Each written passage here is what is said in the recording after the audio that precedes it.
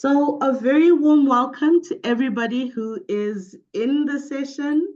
Thank you so much for making time. We really appreciate everyone who makes time to attend any YD Collab session.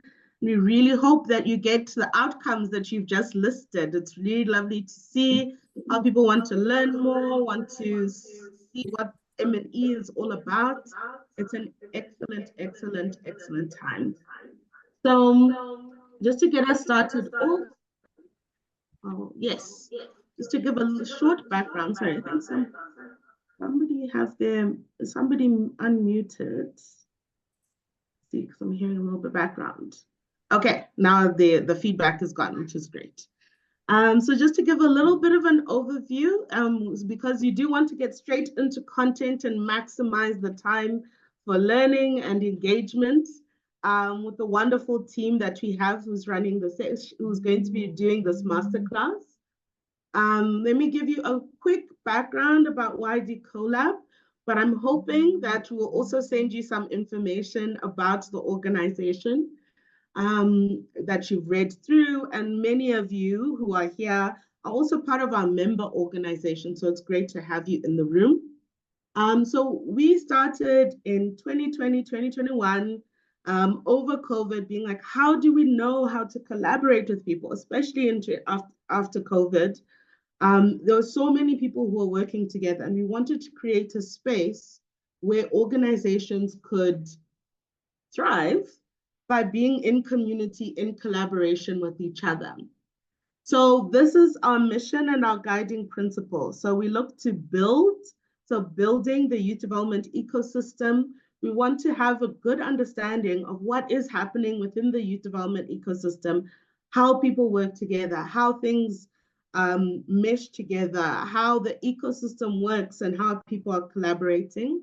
We also advocate representing organizations within the impact space, in policy, to government, and making sure that organizations in the impact sector who are working on youth development are represented in decision-making.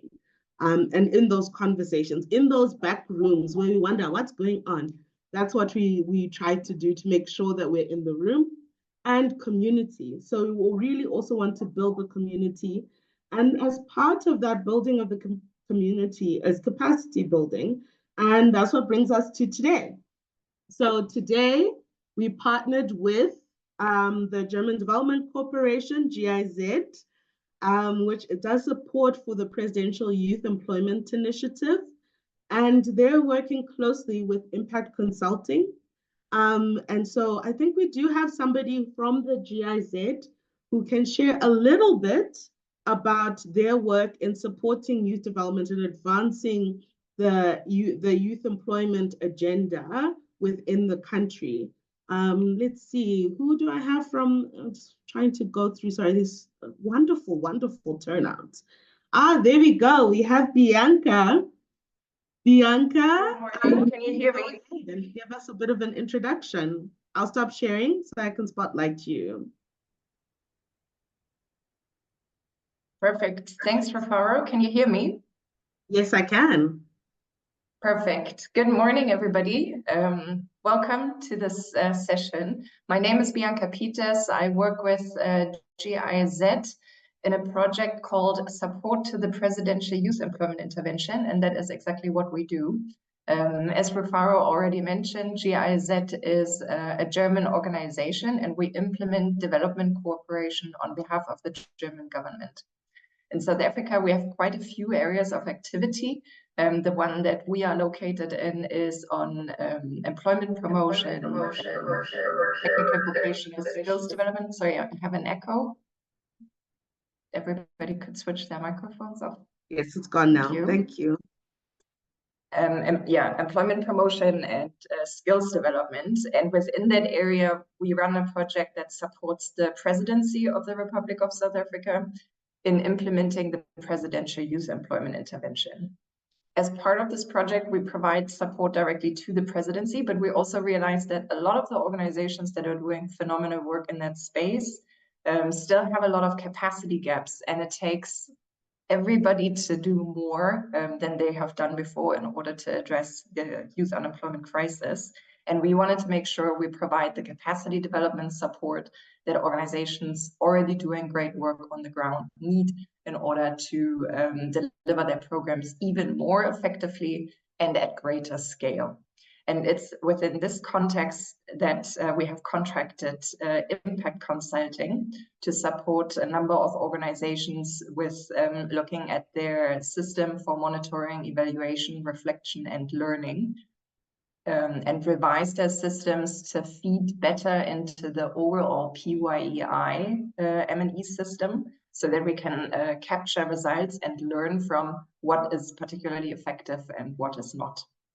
And through that, continuously improve implementation of the PYEI, but also of all the different initiatives that contribute to the work of the PYEI. So since we already have this wonderful expertise of impact consulting on board, and YD CoLab is also an organization within the PYEI ecosystem, we thought this is a great opportunity to make the support available to you. We're very excited to see how useful you find this session. It's the first time in this project that we're doing something like this, but we wanted to use the expertise that Impact bring and the support that we are able to provide in order to hopefully help you a little step along the way in implementing the wonderful work that you're already doing. So thank you for having us, and back to Rufaro. Thank you so much, Bianca. I really appreciate that. And the partnership and investment that GIZ is doing to ensure that organizations have the capacity to advance youth development overall, especially in tackling the high rates of youth unemployment and youth need. But the space is about the organization. So youth development collaboration, we see our impact on youth being through the organizations that work directly with young people. So now I'm going to hand it over to Jerushah, who's going to tell us a little bit about herself, as well as her co-facilitator, Emily. And the floor is yours, Jerushah. Awesome. Thank you. Thanks, Rufaro. Thanks, Bianca, for the introduction as well. I'll quickly introduce myself, and then I'll let Emily quickly introduce herself, and then we can launch into it. I won't do Emily justice, I know. My name is Jerushah Rangasami. I'm the Director of Impact Consulting, and we're in Cape Town, based in Cape Town, but we work sort of, well, nationally, locally with small CBOs, nationally, regionally, and globally as well, working on different projects at different scales. But all of what we do really is to help people to have more impact. And one of the tools that we specifically use is monitoring, evaluation, and learning as a strategic tool to increase impact. And what we're really interested in is collecting data in ways that are appropriate. I think a lot of the work that we do on the continent is around decolonizing practice and really starting to look at the practice of M&E and how can we do it in a way that we can actually get the real data out and that we're not imposing systems onto people. And then really the focus is on learning. So how do we help organizations to take evidence and then learn and improve and ultimately just have more impact?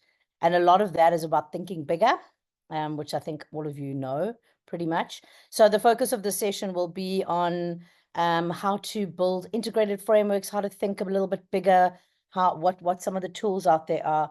And then I'll hand over to Emily to take us through the difficulties, some technical tips for how we can really measure impact and how we can measure long-term.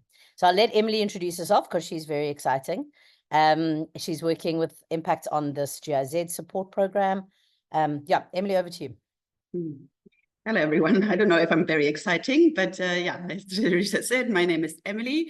I've been working in youth development for the past 20 years or so in various areas and mostly on the ground. And the focus really of my work is on the well-being of young people, because the assumption that more jobs will lead to more employment, I think we've learned is not actually adding up. And we need young people to drive the change that we need to see.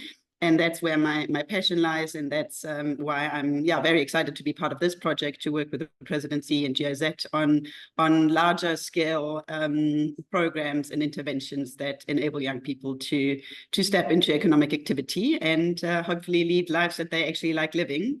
And I'm very excited to see such a great turnout, because M&E in many spaces is something scary, and I think the data that we are collecting is key to really see what's working and how can we do more of that. And so I'm excited to be here, and great to see all of you. Thank you. Back to you, Jerushah. Yeah, it's extremely exciting. So we really just want to say thank you to GIZ for giving us the opportunity as well. And also to YD CoLab for trusting us to deal with all of you. We really are passionate about M&E as a strategic tool, like I said. So I hope we can show you some of the ways that it can be less scary. We don't know all of you in the room, and unfortunately we won't be able to introduce to each one of you. I've read through what you've written in the chat, so it looks like a broad range of organizations, but we don't particularly know who you all are. So I apologize in advance if anything is pitched too high or too low. We've tried to find a kind of middle ground. I think what we're really trying to focus on in this presentation is how do we bring it all together. So I think a lot of people do bits of M&E. So a lot of people do monitoring, some people do some evaluations, but a lot of what we've heard in some of the discussions with YD CoLab was around, well, how do we bring all the bits together? How do we integrate? What is an actual framework, and how do all these bits of M&E fit together? And then what does that mean in terms of long-term M&E? So an impact tracking. So that's the focus of this, and we've got a couple of things to go through.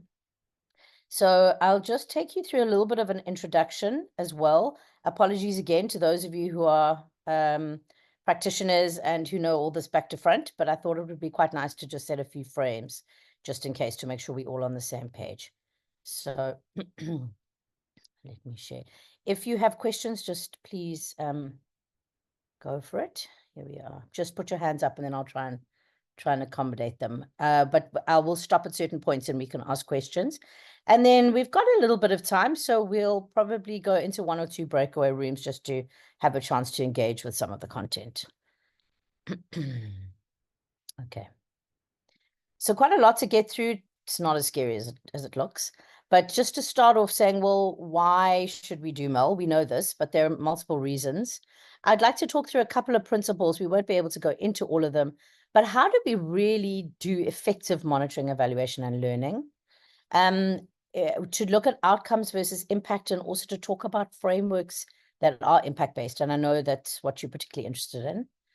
I'd like to talk about the action learning model, and at the same time talk about putting it all together, which is how do we action learn and in an integrated way, and how does MEL support us in that? And then the different pieces of a MEL framework: theory of change, a theory of action. Many of you probably are working with this already, but let's just go through it to make sure we all understand that. It's a really valuable tool. Looking at a logic model, talking a little bit about indicators, a little discussion around some of the methods. I see in the chat that some of you are quite interested in, well, how do we do this? The how of it. And talking about some stuff around data collection and how do we also collect data in appropriate ways. Talking about learning, this is really the most exciting part, but without doing all these other things, we can't learn. So how do we evidence-based learn, and how do we integrate that into our organizations? And then I'd like to show you a couple of frameworks. And after that, I think Rufaro was going to talk a little bit about NCARE, if we have some time for that. And then Emily will talk us through how do we measure impact, how do we keep track of alumni, and then if we've got some time, maybe for you to just make a few notes about how you can go forward with your MEL and think about that. Okay. Any questions about the content? But daunting. Okay, if you do have questions as well, please pop things in the chat. I'll keep my eye on that. There we go. Okay. All right. So why MEL? I think we all kind of know this, but really I really like this little diagram here, because I think in the past, MEL often was about this part of this, the accountability. We've got to prove that we're doing well. And sometimes Mel was quite often in the past, I think it's getting better. Still can be donor imposed, as in you must prove that you did what you said you would with our money, and the accountability part of it. But we're moving towards the learning as well. So how do we improve? And it's always this little balance of proving and improving, right? And I think what I like about this, and what's interesting about this, is that sometimes we feel like we've got to play nice and we've got to pretend everything went perfectly, which is out of the service of learning. So when we say, oh, yes, everything went perfectly, we stop ourselves from learning. And so the learning part of it is actually quite brave to be able to learn. So yes, Mel is important for the purposes of learning. We also want to know what are our achievements. We normally want to show those to be able to improve on our performance, the sort of accountability and accounting that we have to do to ourselves, to the people that we're working with, and then also to the donors who are funding us. And then really a lot of what's coming out, and networks like these are so brilliant for this last piece, which is around sharing good practice and sharing models. We don't all have to reinvent the wheel every time we do something. People have already worked things out and have got good models. And if without the Mel, we don't really know that it's working. So once we do Mel and we can see, gosh, this really works, it's effective, this isn't so good, let's not do this again. It really helps us to strategically decide on models and approaches and programs, and then we can share those. So if we know this works in these contexts, when a new organization starts, we can say, hey, like, we've worked this out, go try this first. Don't make it up from all over again, or take this and adapt it. So I think, just for the purposes of our own selves and our own accountability, but also for civil society in general, also for the youth development sector in general, we can, by working together and learning together, we can just do a whole lot more. Okay, some of the principles that we work with, and that generally when we out there in the world, we find, to do Mel well, these are some of the principles that really are helpful. The one is to consider working in an outcomes impact-based way. So instead of tracking outputs, instead of just tracking what you do, is to be able to say, well, how does what we do impact on the people that we're doing it with? And then even further, how does that impact on the society in general, the sector in general, the world? But really to think bigger and bigger and bigger and bigger, and also to think about what change you're making, not just about what you're doing. So I think that just this focus, it's when I, Impact is 20 years old now. When I started 20 years ago, everybody was just tracking attendance and outputs, and in South Africa largely. And there's been a huge move towards impact tracking, outcomes tracking. It's really good move. And for youth development, particularly important. I mean, when we look at some of the indicators around this, it's about opportunities being offered. That's not developing youth. An opportunity being offered is one thing, but it's not going to help us with the youth employment crisis in this country. It's not going to help us with actualizing the potential of youth. It's not going to help us to build up our generation or our economy or our country. So really, if all organizations are working with this kind of a focus, it's, really a good principle. Very important for Mel is that it's integrated. It's not an add-on function. It's not somebody's job that sits over there. It's something that happens all the time, interwoven into all our work. And that is a really important principle to do effective monitoring, evaluation, and learning. Dynamic, what we mean by this is just that it's not static. You don't make a framework and then that's that. Monitoring, evaluation, and learning is constantly evolving, constantly changing, adapting to the needs. Your tools are changing. Hopefully your outcomes don't necessarily change, but even those, you've got to, the world changes. And so the Mel is about measuring what's happening in the world. So it's got to be dynamic and adaptive all the time. Learning focused, again, is very important. So there's no point collecting all this data, putting it in a file or putting it in a report and then carrying on as you were. So really important is to focus on, yes, we're going to monitor, yes, we're going to evaluate, yes, we're going to collect data, but how are we going to use that to have more impact? So the learning part of Mel, I had a client who kept saying, who's Mel? But Mel is your friend. But the monitoring, evaluation, learning, it's not just M&E. And participatory is incredibly important as well. It's kind of links in with this thing around being integrated, but it's more than that. It's participating with everybody, all your stakeholders around this, not just internal work, but it's really helping even with your stakeholders to design the ML together, to co-develop the ML, co-develop how you're going to measure, get people to be measuring on the ground themselves, teaching people how to reflect. It's all very important that it's participatory and in line with that kind of inclusive and decolonized. And the decolonized is not a great word, but it really is, I think, working in the context of in Africa at least, but pretty much around the world. A lot of gold standard ML is imposed. It's very Western. It comes from health sectors. It's, you know, not necessarily from social development sector. It's not necessarily suitable to the kinds of communities we work with. A lot of it is not suitable to youth. We know that much. The methods are not always friendly to young people. They're not the kind of things that get people excited. They're not the kind of ways of getting people to open up. So I think decolonize really just means context appropriate in this setting. Written surveys with communities where the literacy is very low. You know, this is the kind of thing we see all the time. And then the data is just nonsense, really. It's just nonsense that comes out.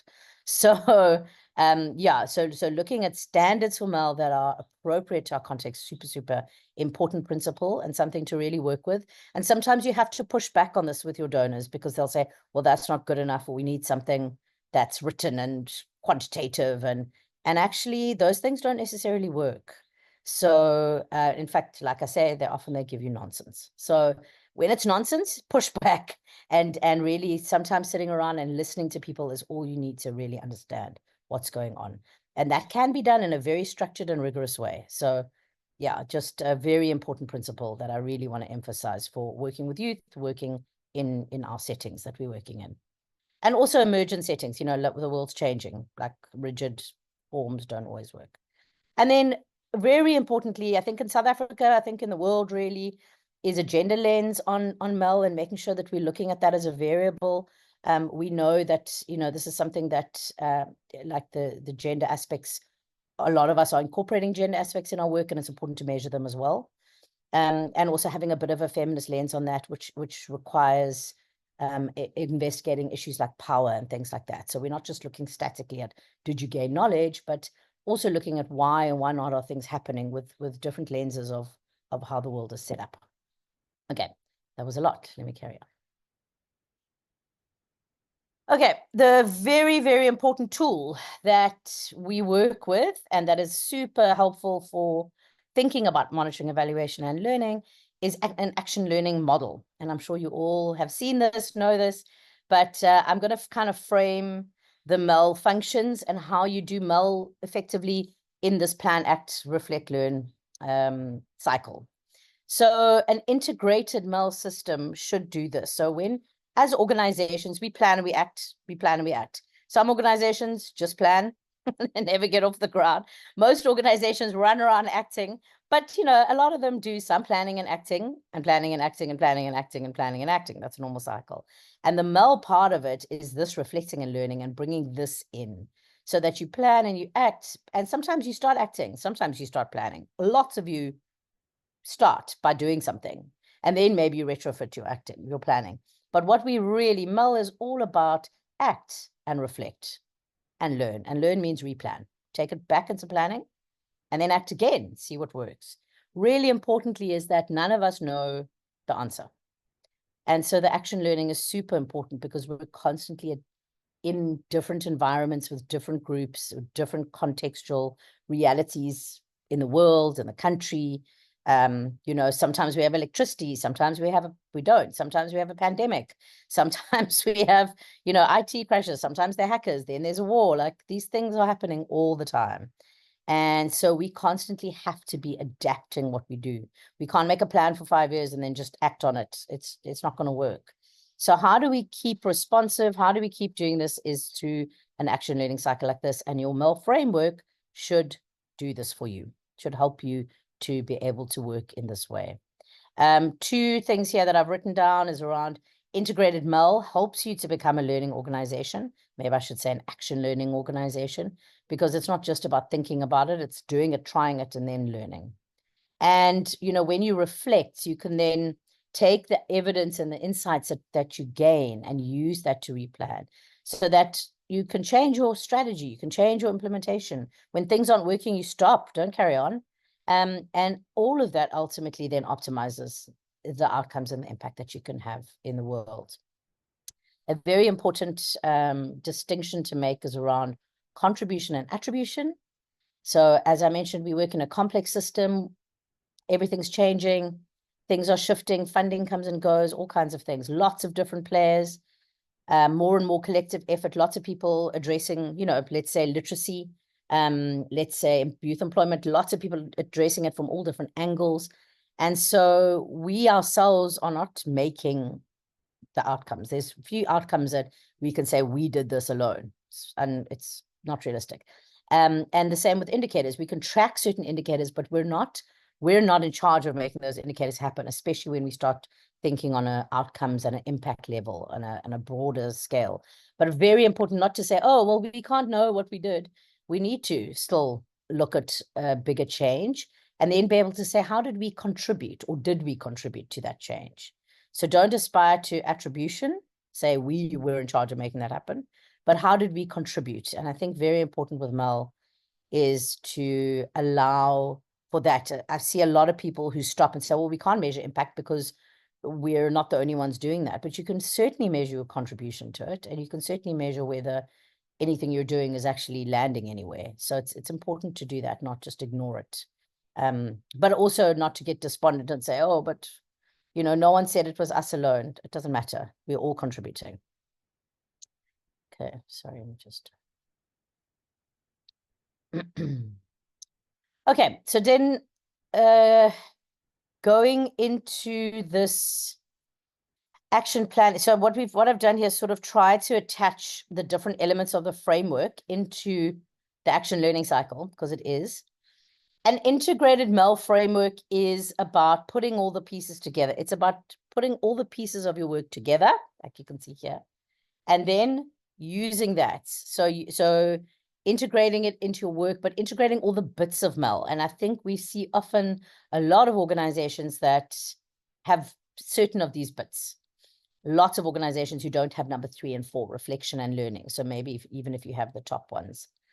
But really, let me talk you through this one a little bit. A good practice integrated MEL framework. We starts with a theory of change. And that is just an idea. It's a map, it's a frame, it's a guide, it's a pathway of what change are we trying to make. It's an idea. I mean, it's a theory of change. I don't know who's in the room and how much you know. For those of you who know, you know, it's just an idea. For those of you who don't have a theory of change yet, get one. It's really, really helpful to sit down and think, what change are we trying to make? Who are the stakeholders we're working with? And what is the pathway of change? How does change happen in this environment? What do we need to do with who? And what change will happen with them, and who else do we need? And I'll show you a couple of examples just now for those of you who, I mean, I guess for who have and don't have. A couple of examples, different kinds of examples. It should be a fairly simple map. It need not be linear, but it should be a fairly simple map of what outcomes, what change, what difference are we trying to make? What is the world? How's the world going to look different because of what we do? So, and what are the assumptions that we're making around that, so that we're really contextualizing our idea. Theory of change sounds quite fancy. All it means is we don't know how the change is going to happen. We've got an idea. That's it. Got an idea about how we're going to change things. That's it. No rocket science. And so that's sort of the planning when it comes to MEL, the kind of planning. Here's a kind of plan of how we're going to do it. And then we've got a theory of action, which is still an idea. It's still a bit of planning, but then you can implement it. That says, well, if these are the outcomes we're trying to make, what activities and methods will we use to achieve this? What will we do that is linked to this theory of change? Very straightforward. Here are the outcomes we want to make. This is what we'll do to achieve that. And then you develop some indicators which say, okay, what will tell us that this change is happening? What will tell us that the activities are working? Okay, or that we did the activities. These are indicators. And then you put a little plan together. So you say, all right, here are the outcomes we want to achieve. This is what we'll measure, and then this is how we'll measure those things. This is who will measure it. These are the methods we'll use. Here are the tools. What are the activities that we're going to do? How will we know that we've done them? Here's a plan. And so these things come together in a little plan. None of it is rocket science again. Here's our plan, and then we implement our plan, and then we take this evidence into reflection. And I think this is a very important piece of a MEL framework that doesn't get reflection and learning. Sometimes even all of this happens, but if reflection and learning are not integrated into your organization as a practice, and evidence is being used on a regular basis, if you're collecting it all and it's sitting somewhere in a file, it's no good. Really, it's if one person is going and running surveys after a program and then coming back with some information and putting it in a file, it's not going to help you, to really learn. So the reflection points are saying, okay, so we know what we want to achieve, we know what we want to measure, we go and measure it, we measure this, we check whether these two are working together, and then we bring that evidence regularly into spaces where we can say, okay, so this is what's going on, this is working, this isn't working, these activities that we thought would lead to impact, they're not. Oh, guess what, like we're doing this thing and suddenly here's an emerging idea. So taking the data, the evidence into reflection and thinking about it. And reflection is not learning, it's another step.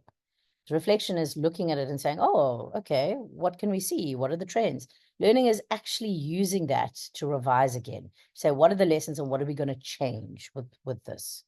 And that's really the important part about having a MEL system. There is, I cannot say it enough, no point doing this without taking it back into learning. You can maybe report on it and then what? It's not really helping you. Okay. So we can talk through, just check time here. Actually going quite fast. So I think we could talk through, so here's just a little step by one. Step 1, develop a theory of change. Step 2, align your theory of action to manifest this change. Step 3, set up some indicators, outcome indicators, output indicators. Step 4, develop a plan for how to collect these, how, who, and when, and how will you analyze the data. Step 5, plan for learning, plan for reflection, and plan for learning. How will you use the data? And that's a straightforward MEL DIY, I suppose. It works really well. Okay.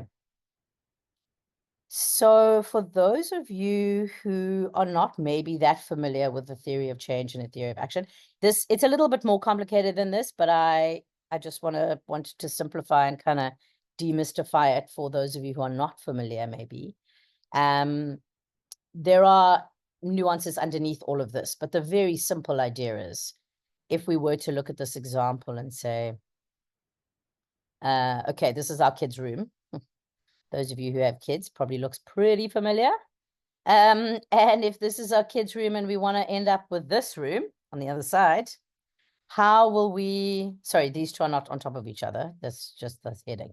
But if you look at this from, how will we get the room to look from this to this, but with the child making that change, not you cleaning it or the nanny or the, how will this happen? How will this convert to this? How will we get the child to make this change? Just as a little example of a theory of change or a theory of action. So in this example, we would say, well, we could look at, how could we do this? What would we do to be able to achieve this? Okay, well, perhaps one theory around how to change behavior is around positive reinforcement. So maybe if I give a reward, then I can achieve my goal at the end of the day. I can make the change. Or maybe with and interestingly, I have 2 boy children and they both work completely differently. So what would work on the one would not work on the other one. So, when you've really got to know your target group and how things work. So this is a very simple example, but really it's, okay, so let's say positive reinforcement. That's my theory of change. I believe that if I reward them to get here, we're going to get here. So let's try. What's our theory of action? So with positive reinforcement as a change theory, we still have multiple actions. So with any project, a lot of projects might have the same theory underlying it.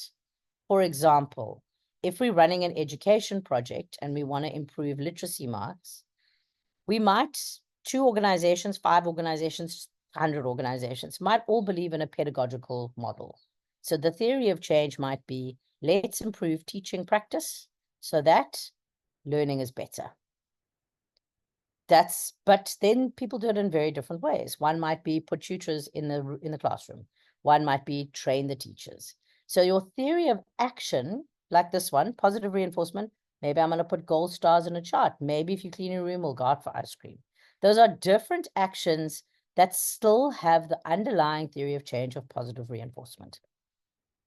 So it's just very important to think about these things and to say, okay, what is our underlying theory of change? A lot of you will be working with a behavioral change model. I know Emily will talk through a couple of different models later that we can think about, theory of change models. For example, maybe another one might be negative, excuse the typo there, negative reinforcement. So, okay, forget positive reinforcement. They don't care about the ice cream. They don't care about the gold stars. Negative reinforcement, withhold pocket money, for example. In my world, take away screen time.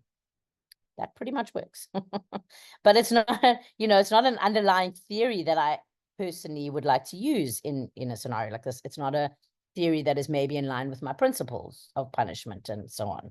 So maybe there's some other ones here. Maybe there's a role model behavioral change model around role modeling. So there's lots of different ways to get from the situation or the problem to the impact that we're trying to have.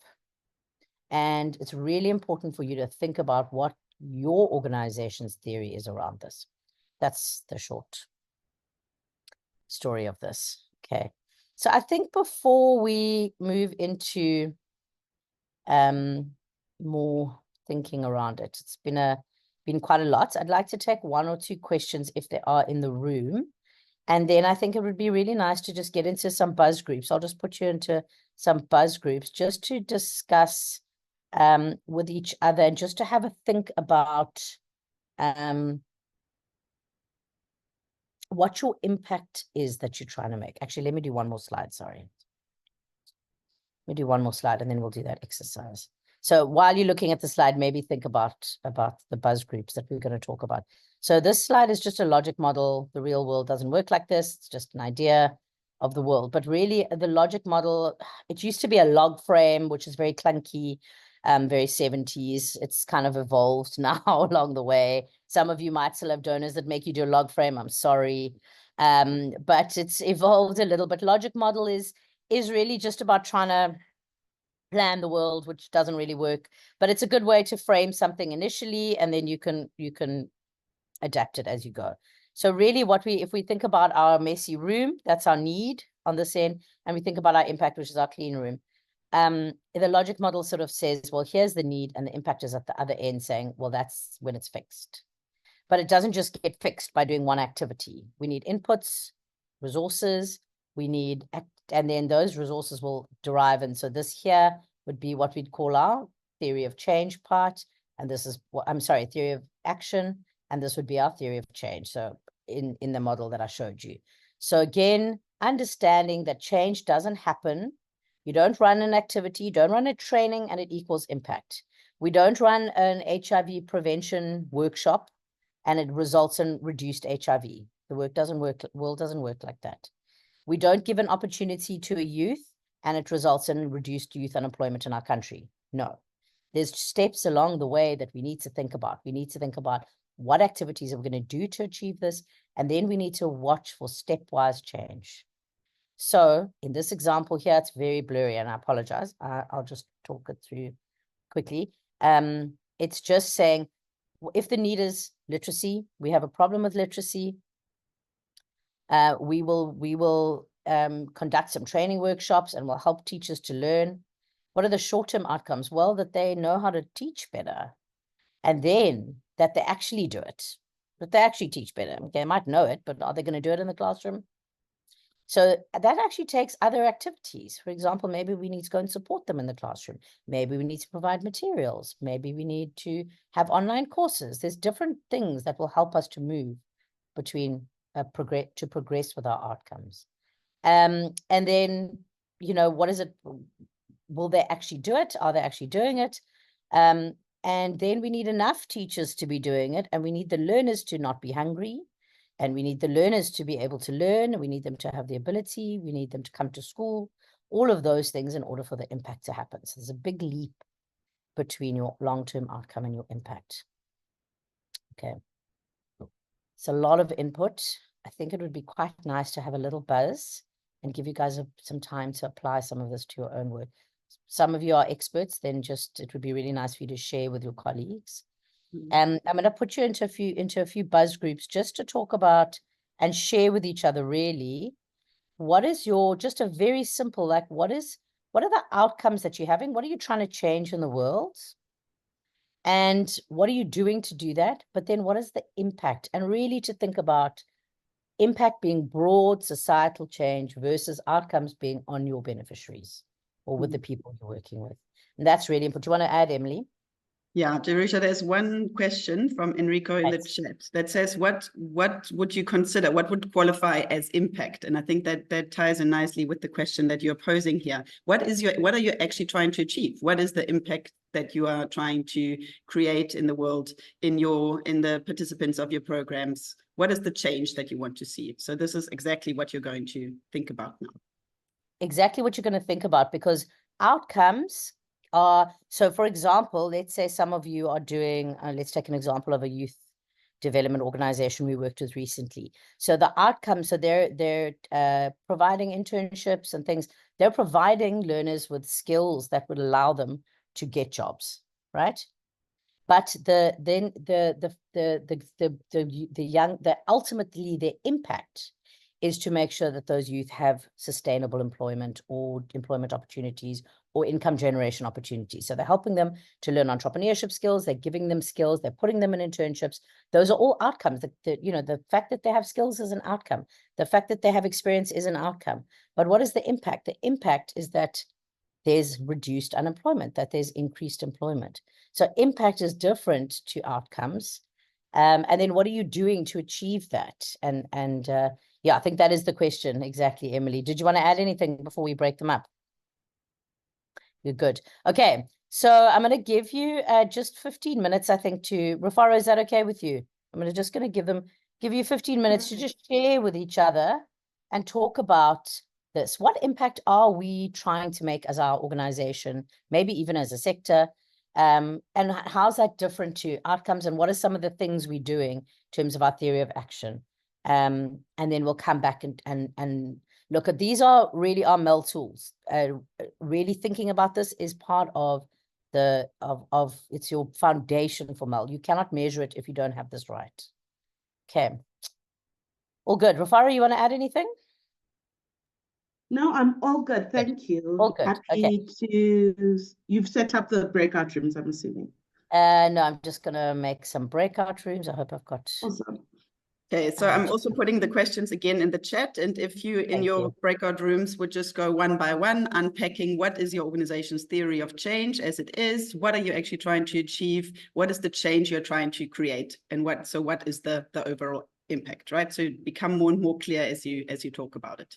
And I'm going to put you just in small, random buzz groups, give you 15 minutes to have a chat. We'll come back and we'll just hear from one or two groups. We're not going to talk about it. It's really for you to share with each other and to just kind of engage with this thinking. All right, have fun.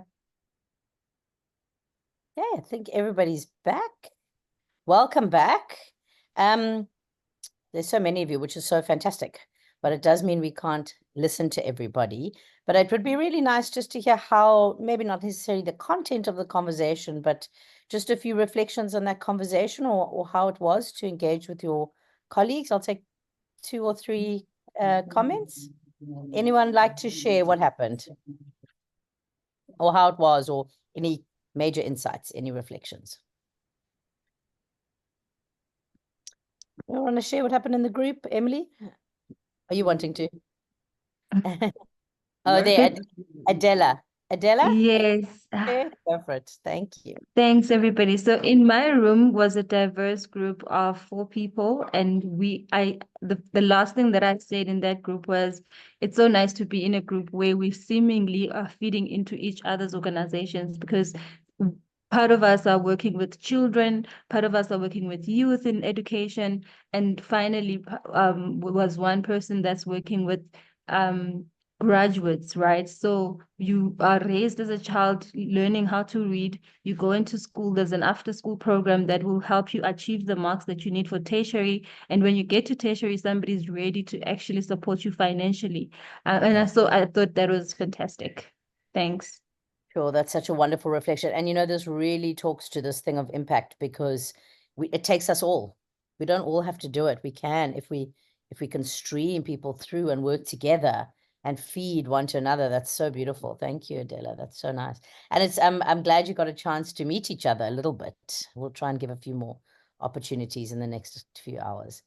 Anybody else? What else came up? Any major insights or aha moments, or just confirmation? Let's take one or two more. Nice to hear you.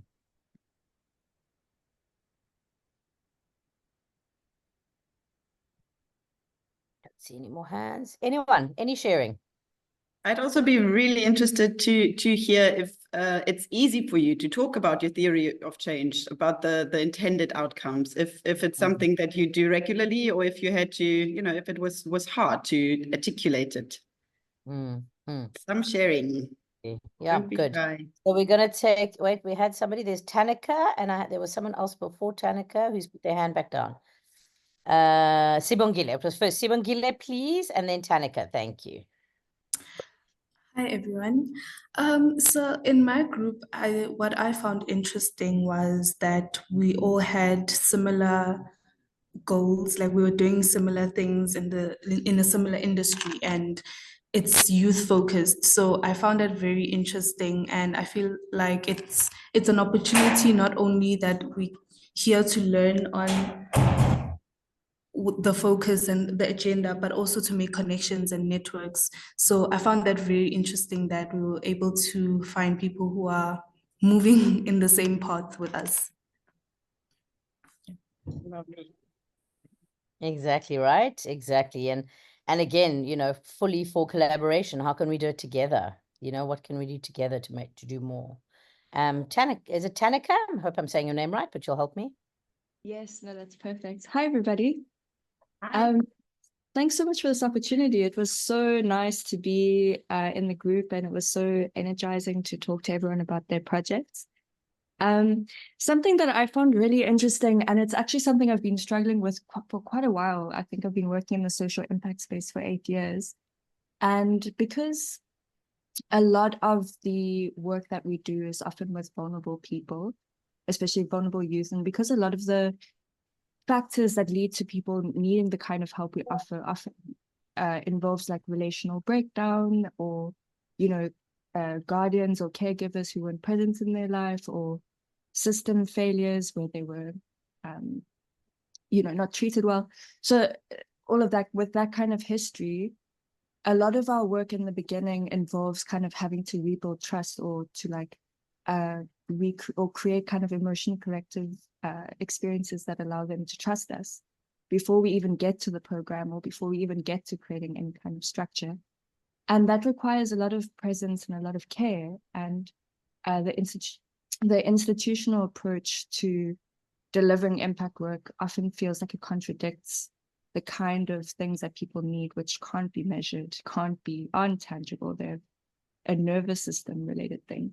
So I don't have a solution to that yet, but it was interesting to talk about that a bit more.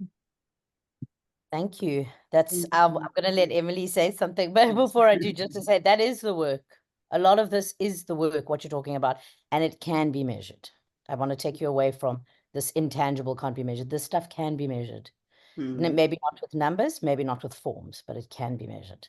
Emily, do you want to add? I know you want to add. Yeah, no, I just thank you so much for highlighting that, because the trust is really, really important in measuring real outcomes and real impact. We need our participants or the people we're serving to trust us. So else we're not going to get to honest feedback and honest opinions or you know, the impact that our interventions really have had on their lives. So thank you for highlighting that. We'll speak a bit more about that a little later.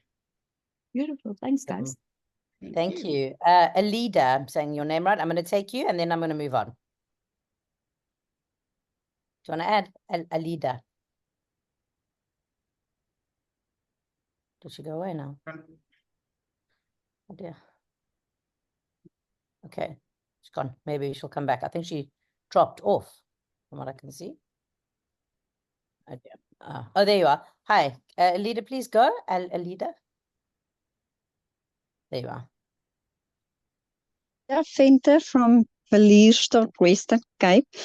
So the people in my group, everybody on this platform even, doing such wonderful work, but there's still one thing that South Africa needs, and that is a children rehab.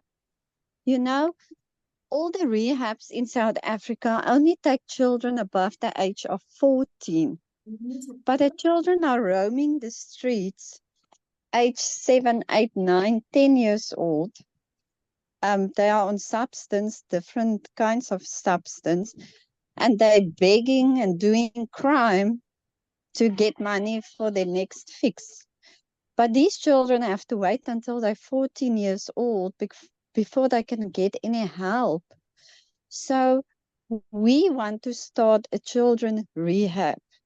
But children under the age of 14 must be in school, so the children will stay on the property with house parents, 4 children per house parent, and they will have schooling in the morning and then sport in the afternoon to help them get rid of all that substance and burn some fat. And then in the late afternoon, we will do programs with them to help them to build them up again and do counseling and all that stuff. So that is a big dream. And we have, sorry, I'm so nervous. Yeah, we have identified a piece of land that God showed us that we want to use for the depression resort and for the children rehab and skills development, but we really need some help. So if somebody know of anybody that can help us, please, I would really appreciate it. Thank you. Thank you, Vida. And that's sure. What an what an amazing, what an amazing insight as well, and not an easy thing. These facilities are very, very difficult, and you're absolutely right. I'm sure the need is massive. So how do we plan and try to get there? And I think a lot of it is to getting together. I'll leave Rufaro with this, but Rufaro, I'm sure that you're going to share with consent some kind of contacts with each other, and maybe people could reply directly and see, maybe there could be a little support forum or something. I'm not sure what you do. I'll leave that with you for afterwards. Yeah. Yeah, I appreciate. Oh, sorry, I muted you. Sorry. Can I also just stress that to access funding, your theory of change and how you're creating the intended impact is so important. The clearer you are, the easier it is to get potential donors and investors interested and hooked into what it is that you want to achieve and how to support it. So even in asking for funding, or especially asking for funding, you need to be very, very clear on your theory of change and how you achieve the impact you intend. So thank you. Thanks for everyone. And exactly right. Like the clearer you are, the easier it is. And also for you, also to measure, also to fundraise, also to improve, all of the things. So we really can't stress enough how important it is to do this groundwork and to build this kind of a framework within your organizations. And I guess you all know that because you're here. So this was the exercise that we did, kind of impact outcomes.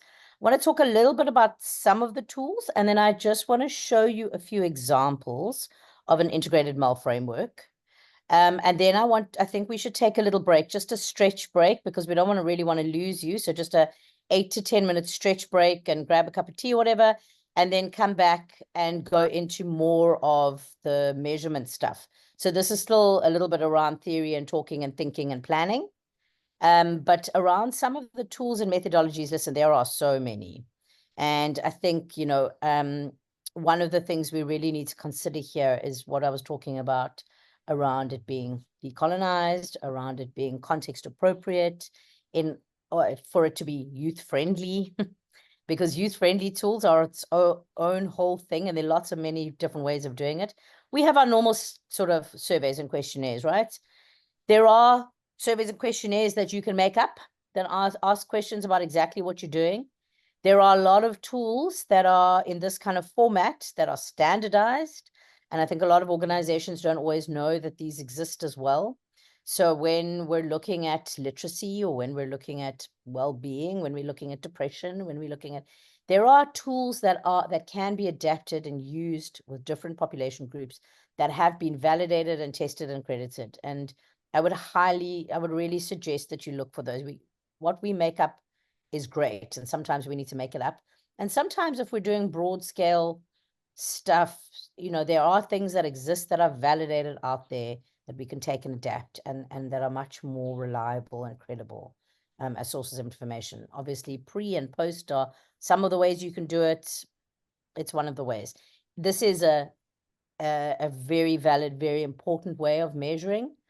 It also can be really unfriendly and really unhelpful. So it's not the only way. And I think a lot of organizations and even donors, when we say collect data, this is what they think about. It's a way. It's not the only way. And it's not the only way that's valid. There are other ways of collecting data that give you more useful information. I would never, ever put a quantitative measurement as my only source of information. I think you always have to balance it out with the stories and the understanding. So yes, surveys and questionnaires, which can be quantitative and qualitative, but normally are quantitative, normally are numbers. Numbers are super important. It's really important that you have numbers, and it's really important that you have the stories and the kind of context as well. So one way, interviews and focus groups, very important. These can also be pre-post. In fact, you can also do them pre and post. I've seen organizations who are working with young people to develop their confidence, and develop, their self-esteem, who do a little video at the beginning. It's a bit hard to measure, but you can have a little rating scale, but do a little video of them introducing themselves, and then do a video of them at the end, and the change is absolutely tangible. I mean, you can 100% look at self-confidence, literally look at it. So it's, it's a nice way of doing it, but generally just interviews with people you're working with staff, with the beneficiaries themselves, with the communities, with family members. Focus groups are amazing to make people gather, and people start bouncing things with each other. I mean, you've just done a little group together now. It's it's so rich to be able to gather that. But with young people, you have to also have very appropriate methodologies and ways of getting data out, the trust part that Emily was talking about as well.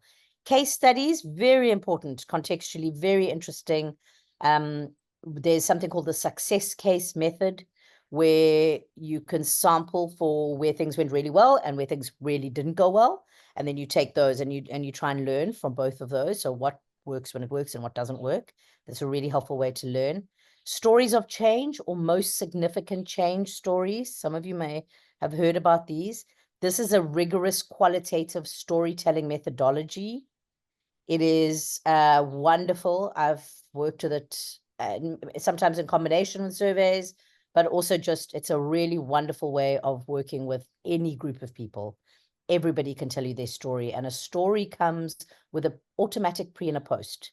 Because when you're telling a story, you're asking someone what changed, they're going to say, well, it used to be like this, and now it's like this. So when you're asking for a story of change, you get your pre-post. It's rich, it's contextualized, it's beautiful. Takes a little bit of rigor to work with it, but it's beautiful. It's I really promote this methodology. We can also use secondary statistics. So we're looking at employment stats, youth employment, disaggregate by youth, by gender, by province, by rural, urban, whatever.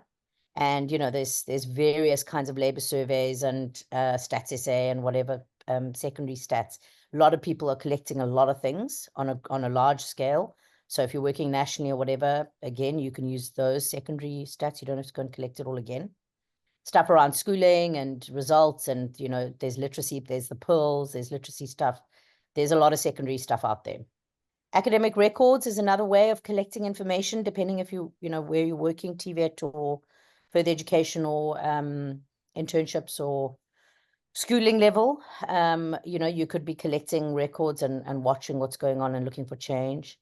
Mental and physical health records, if you've got the kind of consent and ethics to collect stuff like that, or if you're running sports programs and you're collecting these as part of your regular routine monitoring.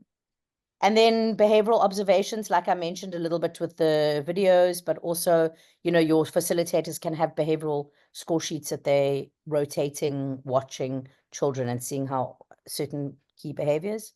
And then log charts of, for example, you know, how much aggression has there been, or how much fighting has there been, or how often have kids gone to school, how often do they come? Hi, Ophelia. How are you? I'm all right. How are you? I'm okay. Yeah. As you can see, I'm sending. Sorry. Okay, there we are. Just muted it. All right. Very importantly here would also be, you know, like I said, make sure they're youth friendly. And at this point, I'd like to take one or two examples of any other tools that anyone is innovating that you'd like to share with the group. You can pop them in a chat or just put your hand up.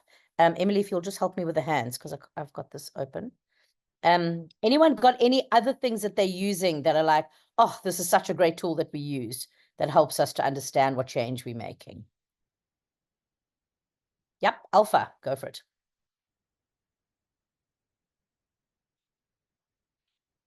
Alpha, yep, you just need to unmute. Maybe I have to unmute you. There we are. Yeah, yes, you have to unmute me there. I was trying. There you go. Thank you so much. So one thing that we do, because we've developed, we're working on a system of continuous assessment. Oh, we work with, we're from an after-school program center. So I'm talking in terms of studying and reading skills. So amongst the other assessment tools that we use we want children, because we want to help them build confidence. So what we do is that after they read a certain topic, this can be anything, by the way, I'm just making an example. After they read a certain topic out of their textbook or wherever, they must feed it back to us. So that assesses their speech, it assesses their understanding of words, it assesses their reading, how are they with reading, do they understand their work? It also builds their confidence, because we realized that although we've got a reading program challenge in our country, it's not always the case that they cannot read. Sometimes they need that space. Sometimes they need, what do you call it? They need someone to just sit there with them. That's another thing, by the way, to sit with a learner and listen to them read. It's an incredible thing that I didn't even think of. But as we do things, we realize that, you know what, sometimes they want to be alone. They need to be alone while they're doing their schoolwork. Sometimes they need you there as kind of an addition, as they would in homes, at their different homes. But that's another conversation. But yeah, that's one of the assessment tools that we use, the feedback sessions with the learners. Thank you so much, Alpha. That's wonderful. It's always so nice to hear the real things, and that kind of, it's quite intensive, Emily, but it's very credible, you know, to be able to actually, and then you just need those something to be able to mark down, you know, what you saw, what you heard. But wonderful, thank you. Lerato, love to hear from you. So we run a youth coaching organization, and what we do is we create like simulated environments where learners can apply the skills that we've taught them.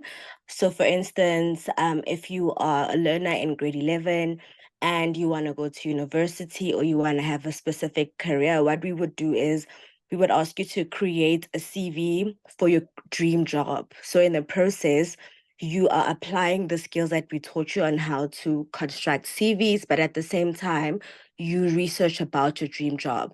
That way we can kind of like look at how you apply those skills, the CV writing skills, and also research skills on the particular career that you want to get into.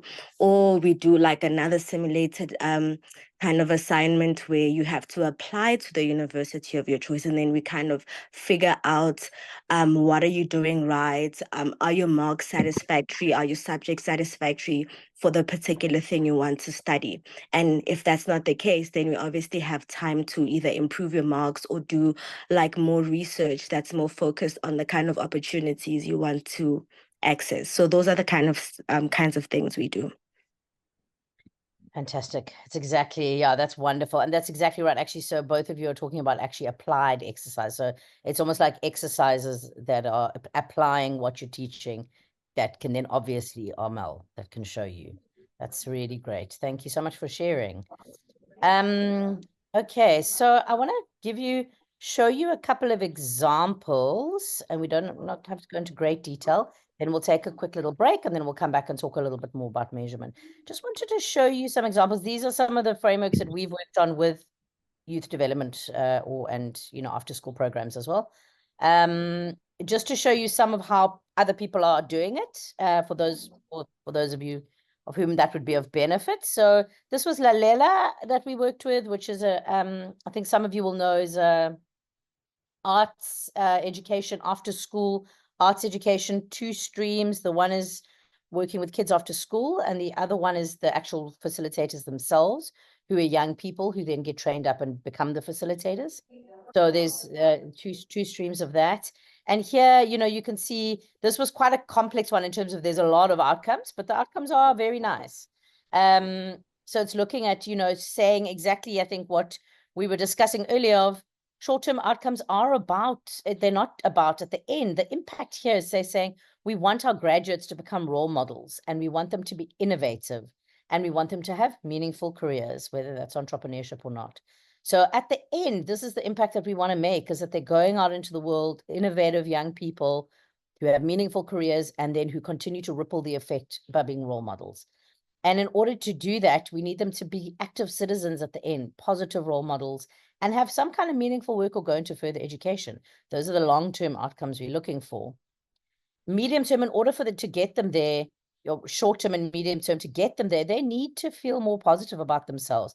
This is that base we were talking about, and I know Emily works a lot with. They need to be more creative. That's where the arts come in. Creative. How do we solve problems in the world? How do we become resilient? So this tenacity. So we need to be more creative, be allowed to be creative, believe in our own ability to solve problems, and feel better that we can, that we feel good about ourselves. We feel good about the world out there. We feel good about our futures. Because if we don't feel these things, we won't take up the learning. And so, feeling like this in this theory of change says that'll help them to interact better with others, to make more positive behavior choices, to be more tenacious, more tenacity, more grit, and hopefully also to have better school performance. And that if they are socially involved, better, more positive behavior, more, resilient, whatever, that they can walk into the world just becoming more active as citizens, inspiring others, and furthering their career. And alongside this, it being an art program, is that art is allowing people to become creative problem solvers all the way through. So that was I know it's very fast, but just an idea. And then just to show you the integrated framework of this thing, maybe a bit small, I'll just zoom it a bit. So this was the kind of a visual of like the whole framework at the end of the day. So saying, here's our short-term outcomes and indicators, medium-term, long-term. So here are the short-term. Creative problem solving as our lever. These are the activities or theory of action that allow us to, so these activities lead, you see here, through creative problem solving to these outcomes. Very cute. And then here are the tools that we'll use along the way to measure this. And some of those are facilitator reflection forms, attendance registers, what you were talking about, like a reading test or an application. There's a draw a person, which is a standardized thing that shows art skill. focus groups. Do they have leadership positions? So interviews with the principals, and a longitudinal study that was also being done. So again, here you can see, here's your theory of change, the indicators, here's your theory of action. Here are the methods and tools, which is your MEL plan. And then it all kind of comes together. So that's, yep, that's a nice example there. This is a completely different one. It's not actually youth development, but I just thought I'd show, sorry about these, just thought I'd show it to you as an idea of, it doesn't have to be linear. So the last one we saw went short, medium, long, short, medium, long. The logic model looks like that. Sometimes it's easy enough to show your work like that. Sometimes the outcomes don't fit together like that. So this one, for example, let me just zoom in a bit. This one, for example, was for the Table Mountain Fund. They're a fund that foundation that gives grants to programs that are all about looking after the fynbos. And so here in the middle, we've got the impact is that the biological diversity of the Cape Floristic region is conserved and benefits people. And so the outcomes all mutually interact here. And we're saying the outcomes are that there are economies based on fynbos that are resilient. There's a community that practices inclusive conservation. Ecosystems themselves are healthy, and there's a value and appreciation of fynbos that is being rolled out. And that if we all value and have economies and are practicing conservation and having healthy ecosystems, all of that comes together. It's a different theory of change picture. This was their theory of action, and you can see again, very simple. Here we had they had different programs that attached to the different outcomes. So each outcome had a program that spoke to achieving the outcome. So it was a care program around conservation, fynbos forever, around ecosystems, a pride program, which was about appreciation, and a prosperity program, which was about resilient economies. And then these were the things that the organization did the activities that allowed this to happen. Okay, so just a different model. I wanted to show you a different shape. This is a framework for the Save Our Seas Shark Education Center. Again, we've got our outcomes here. This one is quite linear. Long-term, short-term outcomes, people know more about the oceans. Medium-term outcomes, they want to care, they feel they're motivated to care. Longer-term outcomes, they actually take action and they behave differently. It's a bit of a leap to the impact, but there we go.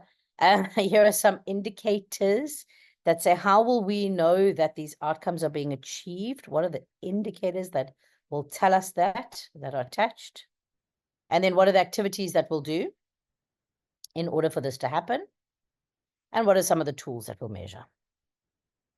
So again, quite very simply presented, and underneath this, obviously there's more, but it's just, I think the idea of why I want to show you some of these is to say, the simpler the better. And like, if you're able to understand them, then and be able to present them and understand them to people, it needs to be in a diagram format, then that's good. This is a theory of change for the Mandla Edu football. I think they've probably evolved since then. This was a couple of years ago. But you see this one, for example, has probably too many outcomes. Probably could have made them smaller. I think they did. They've amended this. But again, just to show you a little bit of a shape, this is more of a linear shape. But at the top, we've got an impact where we have active citizens with a good quality of life.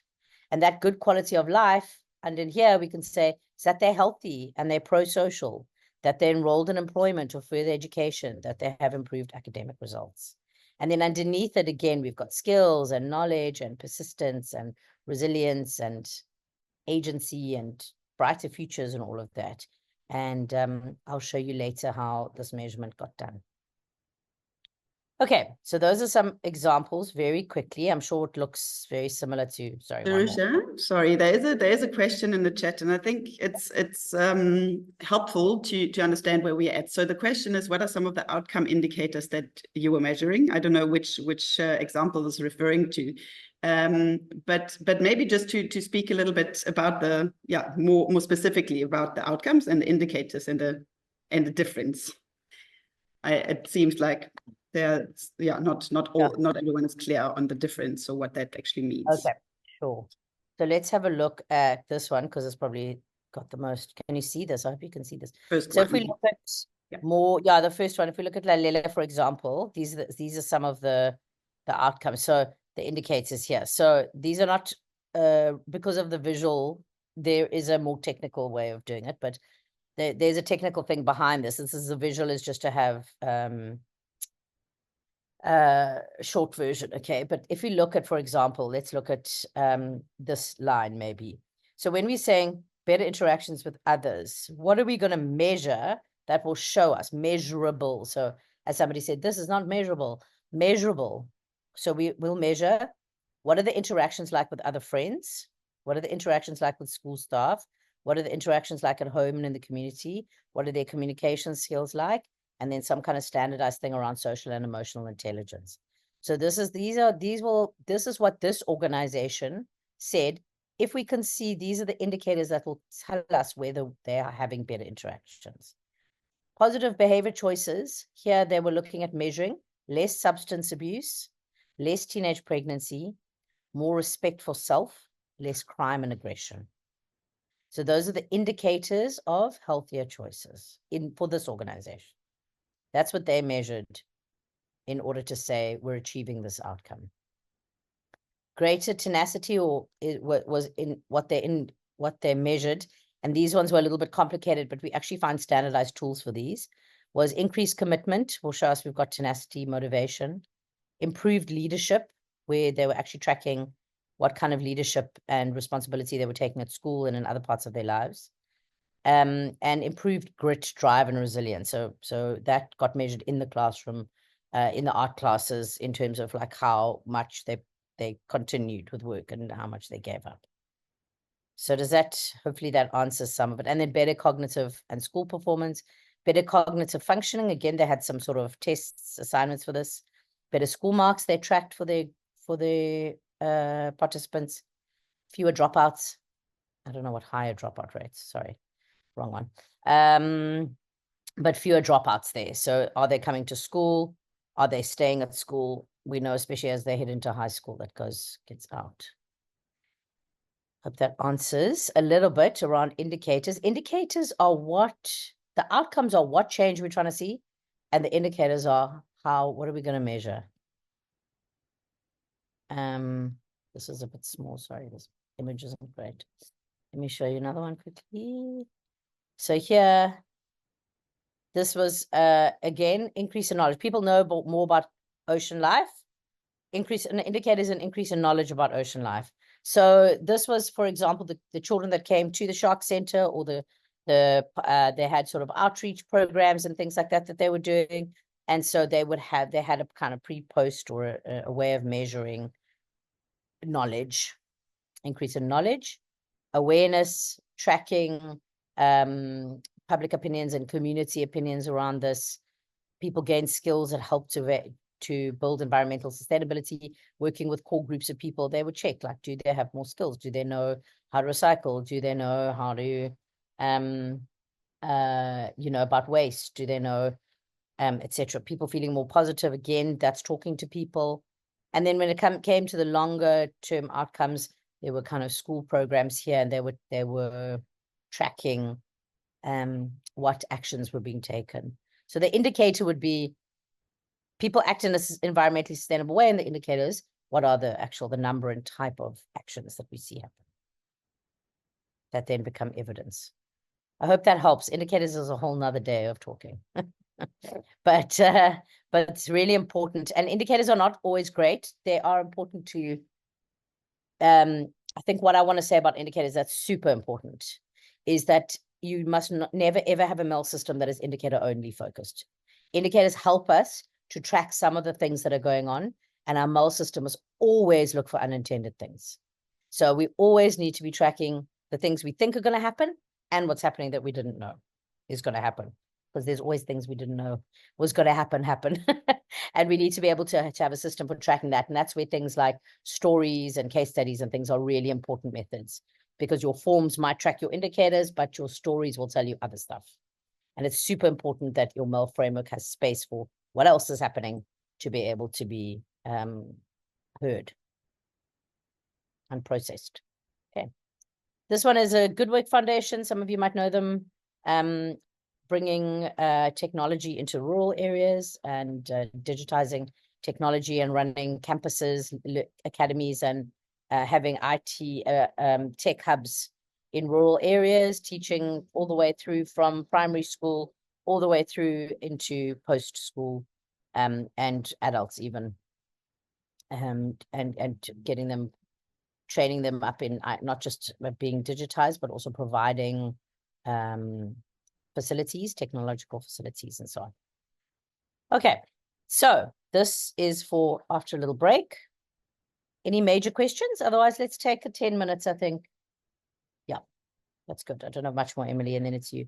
So can we come back at sort of 5 to? I'll start talking again at sort of 5, just 4 minutes to. So if you could just take a quick break and then come back, and we'll talk a little bit more around reflection and learning, which is really the most exciting part. And then we'll talk about impact tracking. Cool. Thanks, everyone. If you can just put your hand up when you come back, then we know if people are back. Okay, recording in progress. So let's start. Right. Thank you, Rufaro. Okay, so welcome back. Hope you had a little break quickly. Before we continue, we thought we'd just open the floor for a couple of questions. If anyone had any questions about the kind of theory of change stuff, now we've got all the hands up. Haha. And with the hands down. So if any of you have if there are any key questions that have come out of the previous session before we move on, or maybe any key insights or anything like that, then you're just going to tell me in the chat, because at the moment people are still saying they're arriving with their hands. So any key questions that we can take and that might be of benefit to your colleagues to also just hear the answers? Anything major? So I've got Payne's got a follow-up question here. Payne, do you want to go? And then, I don't know if Bindu's a question or not. Payne? Is it Payne? Am I saying it right? Yep. Go for it.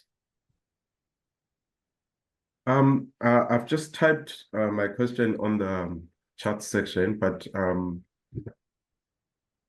just one of the areas that we've often battled with is the qualitative data and some of the things that maybe are difficult to measure, and I'm just trying to understand how can we minimize collecting data that borders maybe around opinions, because then it becomes a challenge, to really make any conclusions based on data that is subjective. Okay, it's a really good question. And I think, I think a lot of the work that we're doing, so it depends. So firstly, when you're asking how something was or what changed in someone's life, that's an entirely subjective thing. It's completely appropriate to be subjective. When you were talking to a participant and saying, what happened, what changed? Of course, that's subjective. They're going to tell you their experience. So that's great. When we're talking about maybe a slightly broader thing of, did this program work, or did it work well, or have we seen change in leadership or something? When you're talking with qualitative data and you wanting to, it's not about minimizing subjectivity. I think especially with qualitative data, everything is subjective. Everyone is coming from their own perspective. And we're asking people for their perspectives, right? What have you seen? What have you noticed? What do you think? And so that's perfectly valid. However, in order to make a conclusion about a particular question, when we use in qualitative data, the rigor comes from triangulation. So making sure that we're asking different people the same question and then looking at those responses and trying to work out what actually happened. When it comes to, a particular thing that requires some level of, I don't know, fact. No such thing really, but some level of, what actually happened. Then for qualitative data, if you triangulate it, then that works well. Then that works fine. I hope that helped. Emily, you want to add anything? Or anyone else want to add anything around that? Okay. It's all complex, but at the end of the day, We are asking people what happened and what they think. That is what we're asking. So I think this thing of subjectivity, you know, we need to relook at that as well and work out exactly what your questions are and what you're needing from them. So if it's something like, did they gain a skill? Well, yes, then you want something less subjective. But yeah. I think subjectively, if you ask someone, has your life changed? You're not going to get a measurable answer. But if you ask, how has your life changed? Are you more positive about the future? Are you feeling more confident about your abilities? And you specify it around, do you feel you're able to retain employment, or do you feel you can make a living? Those are questions that you can then triangulate and say, you know, if you're more confident and you are positive and you feel you have the ability, then you know that person is more confident than when you first started. So the triangulation, I think, is really important to test theories from different angles. Absolutely. And it's the same when it comes to anything observational, which is also kind of qualitative in a way. So if you're doing any kind of observational scale, which I believe many of you probably will be appropriate for many of your work, then your scorers need to triangulate. So the observation needs to be triangulated by the scorers. So there's triangulation is its own thing, but it creates validity in data, qualitative data. Okay, so I think any other questions? Let's take another one if there is one, and then we can keep moving. So Enrico asked another question. Oh no, that's an old one. Sorry, it's about the indicators. So I just want to be sure that everyone is understanding the indicator piece, that are essentially your signposts that are telling you what is changing. So when you take your heart rate on your watch, you see your heart rate, but that's not the actual heart rate. That's the indicator that shows you that your heart rate is strong. So, or in your car, when you have it, the indicator is the fuel, the needle that's moving. That's not your actual tank. That's only telling you what your tank is doing. So those are the indicators, those signposts that are telling you where are we moving, where are the changes taking place. I hope that clarifies it. Thank you. And it's tricky. It's tricky. I think you've raised a question from Bindu. Bindu, please go. Hey everyone, thank you so much for this workshop. It's been super helpful. My question was actually related to pains, but I think you did answer it quite well. The one thing that I wanted to maybe gain clarity around was, it sounds like to create like validity in terms of one's like subjective experiences through like triangulation, but how best could you reflect that? Because I think in some of the like experiences I've had, it's been like you might create like maybe some themes that you're like are emerging from speaking to people. But I think that often people would say like this is quite a small sample size to draw like valid conclusions from. And so I think I'm just trying to better understand how you can reflect that, like, yeah, like what you guys are speaking about now. So I think again, we need to be clear about quantitative and qualitative methods. With quantitative methods, you need the validity comes from sample size. So when you're looking at numbers and you're looking at how many people in our sample, are they representative of the population that we're talking about in order for us to say this is fact, this is a conclusion. Is there significant change? Do you need a representative sample? But if you're talking about qualitative, you don't need a representative sample, you need triangulation. So I think that's a distance. Yeah, that makes sense. Okay. There's a lot around research, you know, there's a lot of research technicalities around this stuff. I mean, we're giving you the overview of what to do, but when it comes to the actual MEL planning, there is a lot of technicality around it.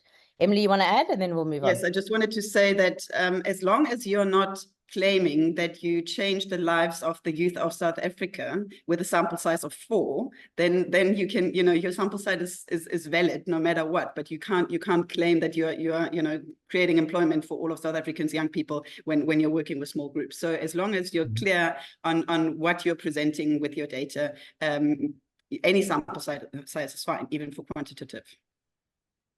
Yes. Super. Well, thank you. Yes, as long as you know what, yeah, exactly. As long as you're not drawing conclusions for a population group. But if you say, out of the 20 people we spoke to, 15% said this, that's fine. Just be very clear with what how you're reporting it. Yeah. Tanika, sorry, I did say we'd move on, but let's take one more. Oh, sorry, I just had this one question that kind of follows on from Bindu's and Payne's, and it's around when you're gathering data and writing the reports or presenting the information. I've often struggled with pressure from funders, different, I think you know what I'm going to say, to present the research in a way that is kind of represents, you know, their values or promotes their organization, or, for example, if it's a religious organization, promotes their ideologies and belief systems. And I don't know at which part this is talking about, like accurate data collection and presentation, or decolonial theory. I don't know where the line is, but I'd love to, yeah, hear your take on that and how you circumvent that. I can jump in with a tip of how to do this. Think well, two things. Number one, when we take money, having this kind of theory of change set up that says these are the outcomes that we as an organization are going to aspire to, and that we are going to, these are the actions we're going to take, and this is the way we're going to do it. Having this upfront is really clear alongside your values, right? So don't take the money that doesn't align with your values. However, sometimes people have got a lean or lens or an angle where the values are aligned, but maybe the way they're saying it or the focus is different. And again, having your theory of change and having your theory of action plotted out is super important, because then what you would do is have an organizational theory of change, and then your donor things that you've got to report to, whatever, get mapped into your outcomes. And then you will have tools that measure those things, but within your framework. And it really gets so messy when you don't have your own framework. Then you've got this donor with these things, this donor with those things, those donor with those things. And often we end up, you know, sometimes you say what you measure is what you do, or what you measure is what you... Sometimes that happens, is if you have to report to this donor, then you end up doing the things that you're reporting about, not doing your full organizational things. So it's super, super important to have this frame, and then map in what, you know, what commitments you have into this frame, what reporting commitments you have must be part of your system. And I think it comes back to what you said earlier, Jerushah, about the appropriateness of the data you're collecting and how you're collecting it. It needs to fit into your context, and the ethics play a big role here. You need to be aligned with your values, like Jerushah says, but also help your donors and your funders learn and say, you know, we really want to understand what's working, rather than just collecting for you. And, you know, if they're not on the same page, then maybe look for other donors. And I know that everyone goes, oh, but, you know, we take what we can get. No, like, actually, you know, it's not a fundraising course, but this is, you know, I think there is an attitude shift that's really important here around you are delivering the things that they need. They can't deliver these things. You know, they've got funds that also have a mandate. Those funds need to be spent to have this kind of an impact. And you are going to provide that impact for them if it's aligned, you know. So if you're clear on what your impact is and what your outcomes are, then you're delivering a service for them. You're not putting your cap, it's not cap in hand, you know, you're an equal partner in that. So I think that kind of an attitude is really important to walk around with. And it's very much more easy to do that if you know what you're doing, and you know what effect you're having. If you're measuring and you're saying, this is what we achieve, this is what we achieve out there. Like, you just have a much more solid footing in terms of the role that you're playing in the ecosystem, you know, and the power dynamics of it. Okay, that's a different conversation. I'm going to move on quickly so that we've got a chance also for you to talk to each other again. So let me just share quickly. And then I think there was another comment, but maybe we can take it in a bit. That's another conversation. So I just want to talk very quickly about reflection and learning. And the stress here is that it is super, super, super important that to understand that reflection and learning does not just happen. It doesn't just happen. It is part of your framework. It's got to be planned in. You've got to make reflection points. You've got to have a learning cycle. And that has got to be integrated as much as possible with everything else that you're doing. So you don't want to set up a learning cycle that's just part of, just on top of, or, oh, we'll suddenly have a reflection meeting randomly. No, It must be planned in. I want to show you. So these are some of the questions. So some of the questions you'll ask are, what positive outcomes are we seeing? Are we achieving what we planned?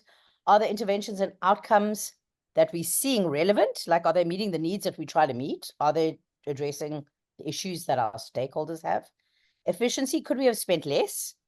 Could we have had the same results but been more efficient? So a lot of questions that are important to think about. Evaluate, and it's not just evaluations. I mean, even just in your own monitoring, but it's kind of the evaluative parts, the E part of the framework is asking these bigger questions, looking at the data and asking these questions. Is it effective? Did the strategy work? Did our program intervention work? Does it have impact? Have we made a difference?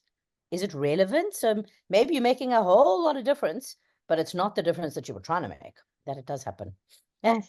Sometimes that happens a lot. And then you have to think, okay, well, strategically, does that mean I'm going to change my impact, or does it mean I need to change my intervention?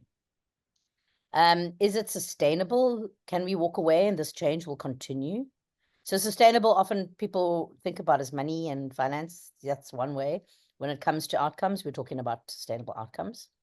And then is it efficient? Okay, so these are the main things. I think the OECD criteria, for those of you who work with it, has got another one called coherence. That's the new one that says, does it all hang together? Okay, so I just want to show you a couple of examples again of integrating monitoring and evaluation data and reflection into, it's not putting it on top of, it's trying to get it into current activities, making time to reflect and creating learning spaces. So doesn't just happen. You have to plan it in. That's a hard one to start with. Let's try this one. Okay, so this was the Amandla one. Do you remember we had the Amandla one? And this is really cute. You can see here, we've got a little timeline. We've put it on the field. And here we've got a little timeline that says, okay, this is the program implementation. So here at the bottom, we've got registration happening. Then we've got phase 1. Then we've got a holiday program, phase 2, a holiday program, phase 3. This is the theory of action. This is kind of the program track. And then here we can see the learning timeline where we've said, okay, here's registration and induction. Here are the tools we're going to do after registration. These are the baselines and things that we're gathering here. So here we've got a huddle, and the huddle was when we come together. So this is a learning point, a reflection point. We're going to plan, then we're going to do the thing, then we're going to do these tools, then we're going to come back into a huddle with our evidence, and we're going to check. How did kickoff go? How did our kickoff point go?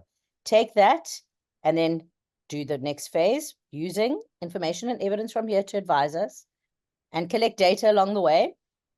Collect data, and then come back into a huddle and say, okay, we're halfway through the program. How's it going? Take this evidence and take it into a huddle, take it into thinking. And on we go. So you can see this is a little bit of a learning. It's a timeline, it's a cycle, it's planned. It's how do we collect our data and how do we use our data? So we're not just making it up, it's very systematic.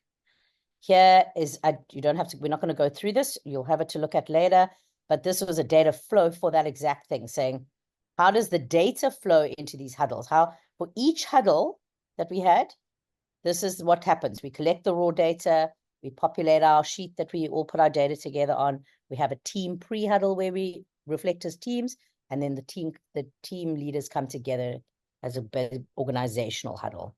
And this is what we do along the way in order to get all of that there. So it's really planned out. Yeah. And that huddle will help us to amend our game plan. And then we go into the next phase. Cute. But also very systematic, very thought through, and really helpful, because it means that you know what you're collecting, you know where it's going, and it's being used and you're learning from it. This is a similar shape where we can see here, we've got, this is what's happening. These are all the tools that are being done all the way through the year. And you see exactly when we're collecting the data. But then we can also see up here, these are the activities that are happening. These are the tools. This is a little timeline. It's actually more a MEL plan. And that one went into, I'll just show you, into a data flow where we can see this is term 1, term 2, term 3, term 4. And here we can see this is what's internally managed. These are the things that are happening. So in term 1, we've got our curriculum ready and we do pre-observations in March. Term 2, we've got an annual report coming out from last year. Term 3, we've got our curriculum ready. Then here you can see in term 4, we're doing a lot of data collection. We're doing learner focus groups, principal interviews, the draw person exercise, post observations, and then in term 1 again, we are putting it all together to put out a report at the end.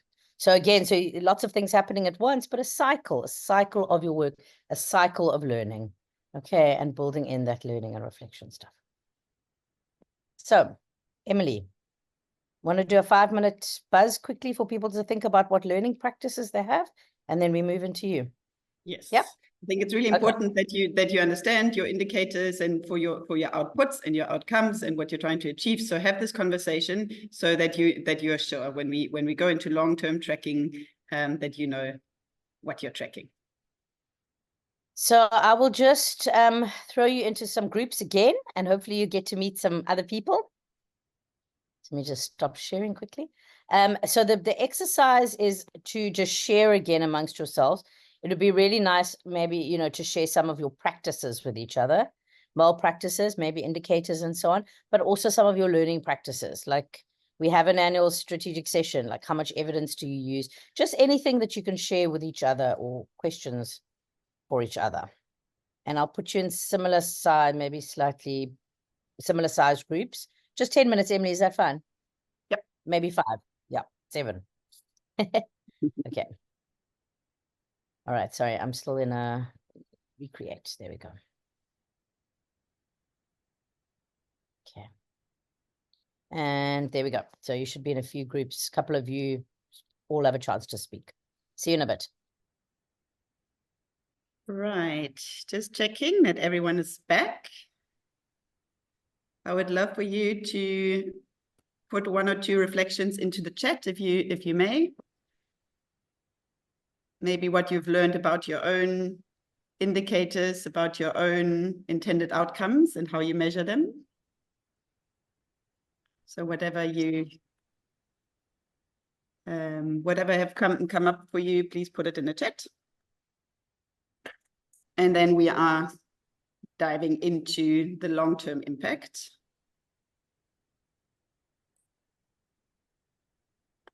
of our programs and how we want to measure them.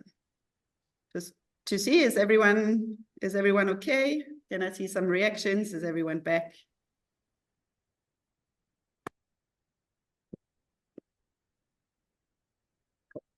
Thank you.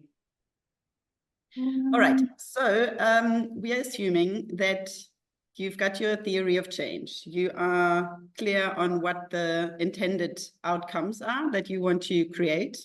You have your activities planned and you facilitate and implement your activities to create the outcomes that you want to see. Now, how do you know that you are moving in the right direction? We've got indicators. We spoke about the immediate indicators such as attendance and records like school or health records, and they show you what is happening right now. I want to talk a little bit about the long-term tracking of young people, especially with young adults, where we have a lot of interventions or initiatives that are 12 or maybe 24 months long, or young people leave school after we've worked with them for a few years. How do we know that the impact that we have on them is actually sustainable, is actually lasting? How do we know that we create a change that sets them off for a better life or improved income or whatever it is that you're setting out to do? So just to say, I have added quite a bit of text into the slides. That was with the intention or with the thought that you will receive those slides afterwards, and just to have a record of that. Don't mind all the text now. Jerushah, are you still sharing? Yes, we're just going to pull it back up now. Give me a second. We're just going to pull it back up. Okay, cool. So working with young people, young adults, or high school going pupils, we want to create change that empowers, that enables our participants to create better lives for themselves. And we want to know that what we are doing is having an impact and is creating this change. So how do we measure that? How do we know? And I think the biggest challenge that a lot of our organizations have is that once the young people are leaving our program, we are not necessarily in touch, and we are not maybe able to reach them and keep in contact with them. So how do we know how they are doing a year or 2 years or 3 years after our intervention, our programs ended? So we might ask them to join us on events that we are hosting. We might ask them to engage on social media. We might ask them to fill in a survey and provide feedback that way. But what if we are not reaching them? I think that's probably one of the biggest challenges in long-term tracking. Young people change their numbers. They change their email addresses. They don't respond, and we don't know how to gather long-term data. So a second challenge often is that we don't get authentic feedback. So even if we know where these young people are and we can reach them and we do ask them questions, how do we know that what they're telling us is honest feedback? And I think that young people in under-resourced communities, or young people in general, young adults in general, are often eager to respond in a way that either keeps them out of trouble, or puts them in a good light, or they respond in a way that they are trying to please. They are eager to give the feedback that we want to hear. So in many cases, the feedback that we're getting is not authentic. And the second challenge really is how do we make sure that the feedback that we're getting is actually honest? The third point is the alignment of the indicators that we spoke about with the outcomes that we're trying to create. If we are not clear on what we are trying to measure, we cannot tell the story, the impact story that we want to tell to our funders or to the ecosystem and to the communities. We want to create impact. We want to make sure that we have proof, but also to see what's working so we can do more of that. And how do we align that, our initiatives, our interventions, our programs, with the long-term impact? And then lastly, the empowerment that we are trying to achieve in children and young people is often what we spoke about earlier. It's about confidence. It's about positivity. It's about their ability to drive change and to show up differently. And it's not easy to measure those sort of very qualitative, very subjective elements. How do we measure something like well-being or confidence or self-efficacy, which is really the belief in their own success, their ability to succeed? So how do we get into measuring very not so tangible outcomes in the long term, in the long run? So the absolute foundation of getting young people to keep talking to us and respond truthfully is really about building trust. And that's what's come up earlier, that we want to build relationships with our participants, with our beneficiaries, so that they understand why we are asking questions. We want them to be part of what we are doing, and to co-create not just the initiatives, but also the responses that measure the change that we are creating. So we need them to understand, we are asking you these questions. We need to be in touch with you because we want to see if what we're doing is working. And you are not just a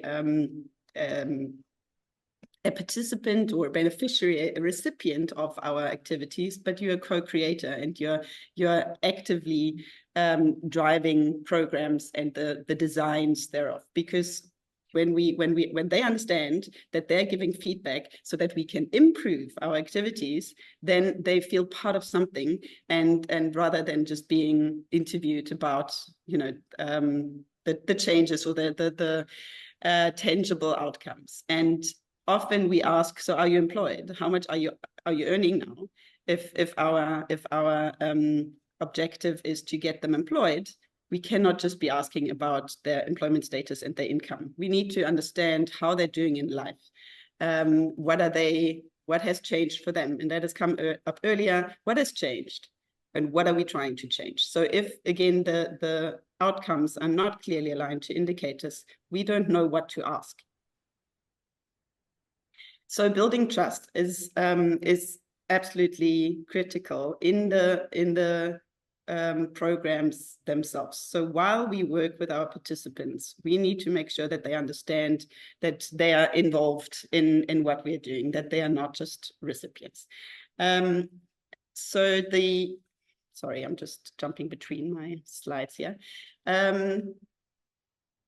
If we want to know that young people are better prepared to face life's challenges, we want to know if they're coping in life, if they're able to find and keep gainful employment, if they're confident about their future and their ability to make a living, then those are the questions we need to design. Those are the questions we need to ask in the long run. And whether it's a survey that we're sending out or we pull them into a group session, there are various ways of doing that, and we look at that a little bit later.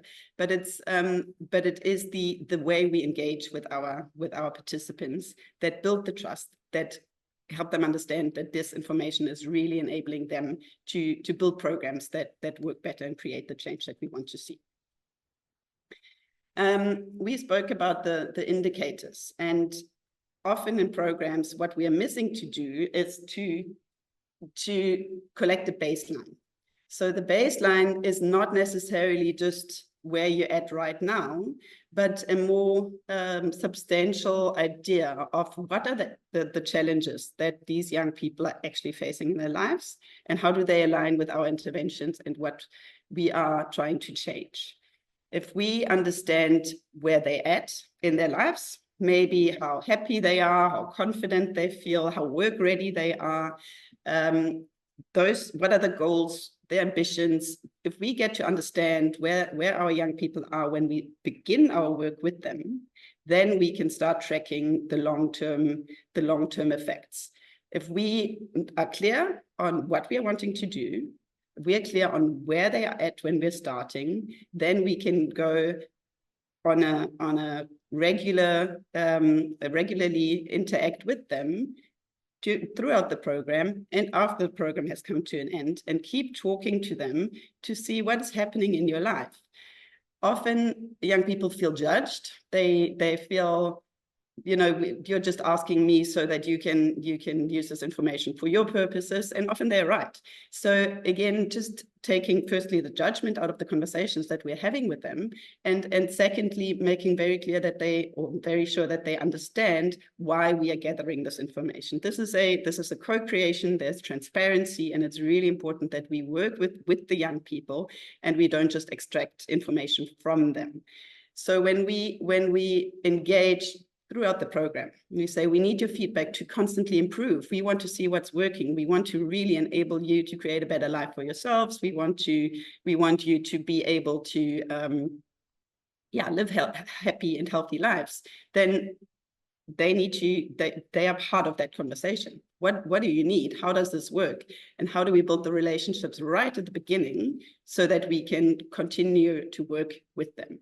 Often I feel when programs come to an end, we then go, okay, after 3 months, we want to know where they're at now. And we send out the survey.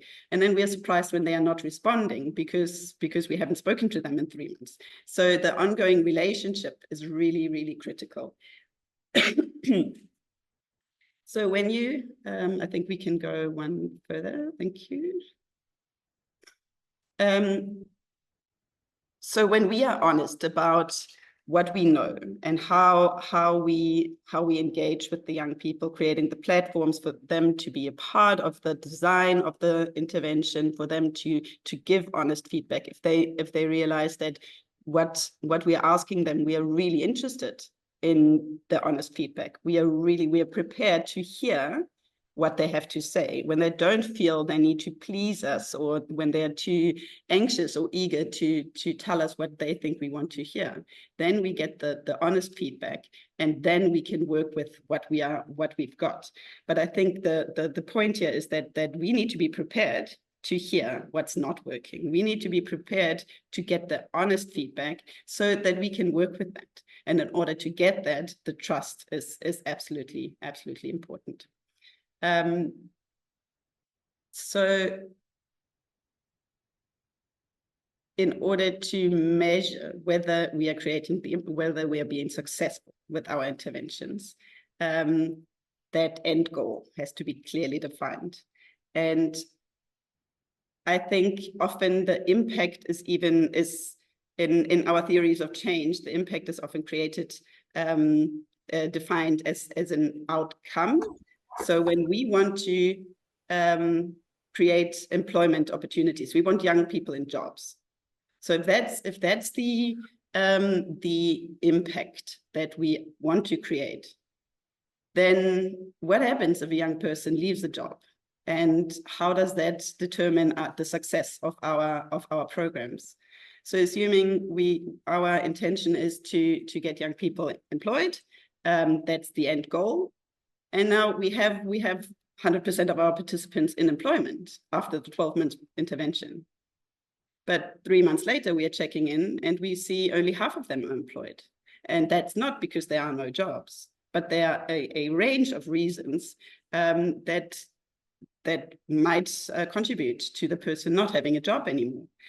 And so, for example, a young woman might tell us that she left a job because it was impossible for her to get there. It was too dangerous to leave her house early in the morning when it's still dark, and she couldn't get herself to attend work every day.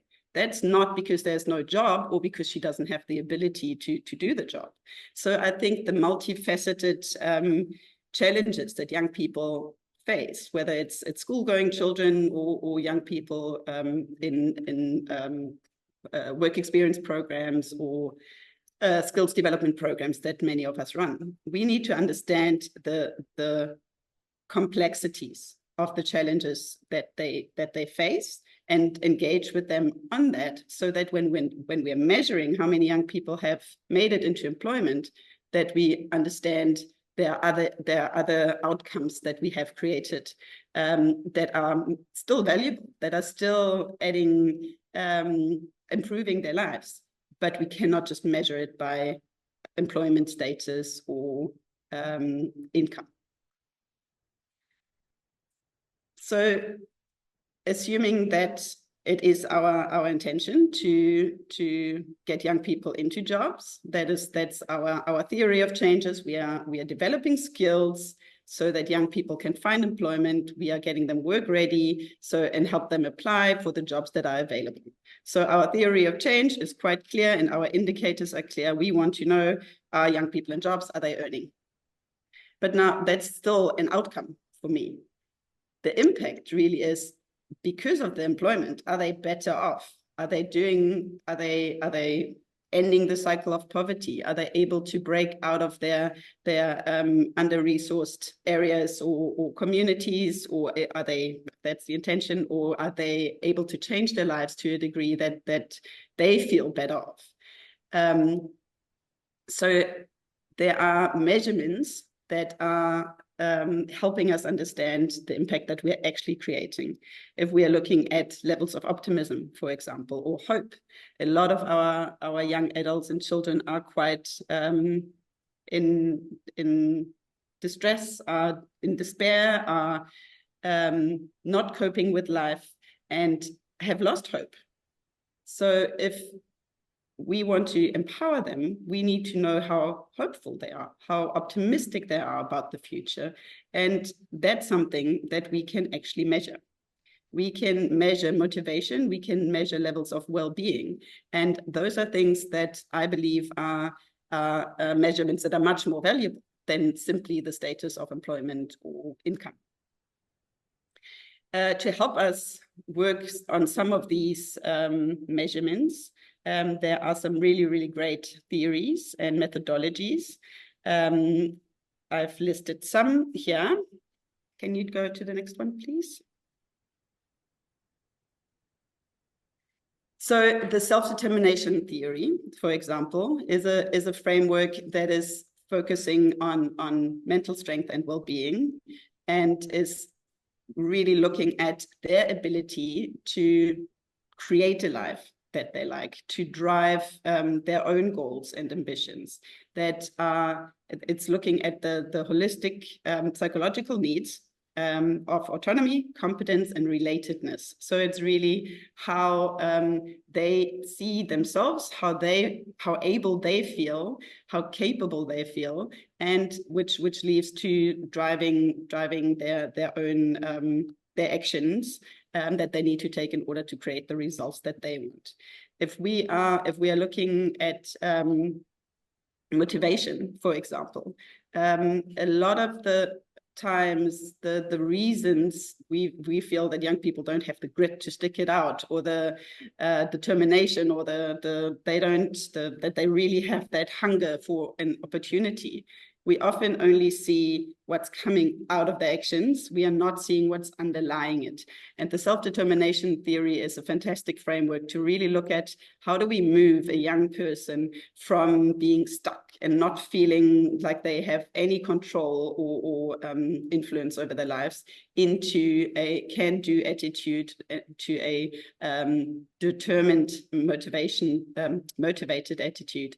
And it's really all about how they are feeling, how confident they are in their own abilities, and how to move them from A to B.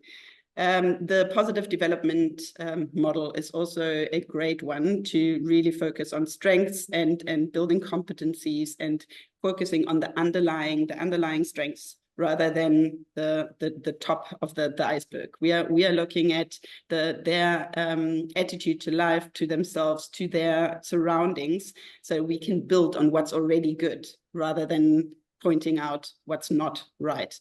And self-esteem, for example, is a very, very critical one. If young people don't have a sense of self or a sense of identity in their surrounding, they're not going to be able to identify what they're interested in, what they're good at, what they're actually wanting to do with their lives. So just just focusing on the young person holistically in the context where they're at, that maybe they haven't had a chance to figure out what they're interested in, yet we're asking them, what kind of career do you want to move into? But then finding out that actually they are not interested in this, so they leave the job again. And that, I think the thinking is often too linear, that we have a lot of young people that are unemployed, we are creating jobs, and that needs to be a perfect fit, without taking the individual into consideration, saying, what is it that you are actually interested in? What is your sense of self? What is your where's your identity coming from, and how do you want to express that? So the positive youth development framework is also really, really helpful in just determining how do we get young people to identify what it is that they want to do, and with that we grow grit and motivation.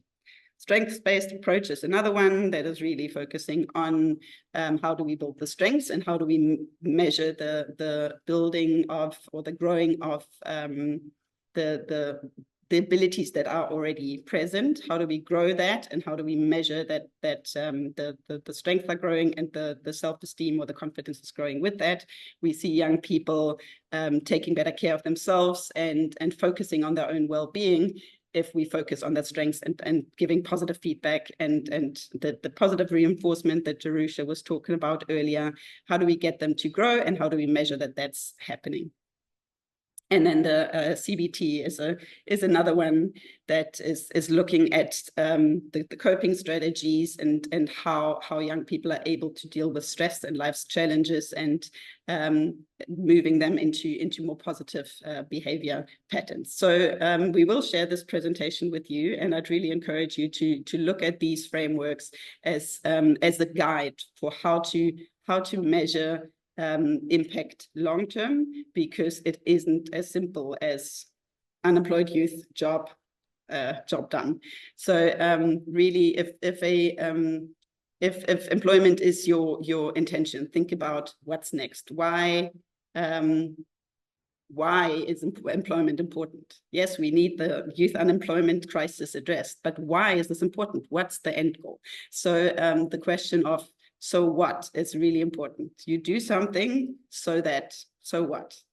You want a young person in a job, So what is the end goal here? So we are starting with maybe CV, the development of a great CV, or helping with interview skills.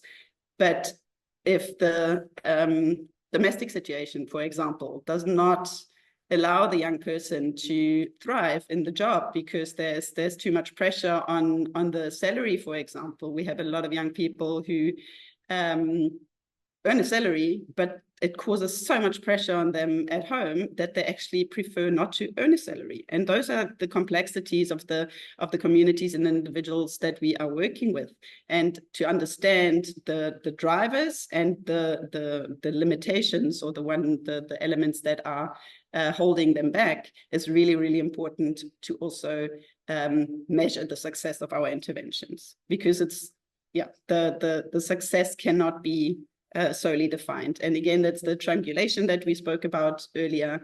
Now, what are we trying to do for this young person and their lives? What is it that we actually want them to experience? And going back, how do we achieve that? What are the activities that we're implementing to achieve this impact? And then for each one, there are indicators that the outputs and the outcomes that we can check. But really, we want them to lead better lives. We want them to contribute to society. We want them to contribute to the economy.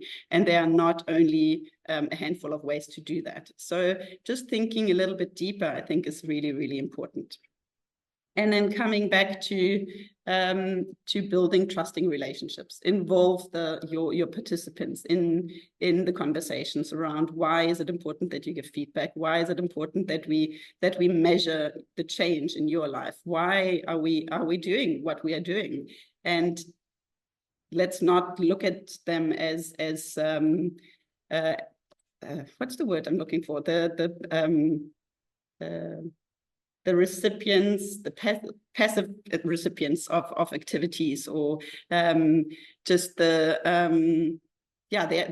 part of what we are doing. We are doing it for them, but with them as well. Thank you. Yeah. So building trust through transparency while they are with us enables us to stay in contact with them and be more confident about the responses that we're getting, and the honesty and the authentic responses.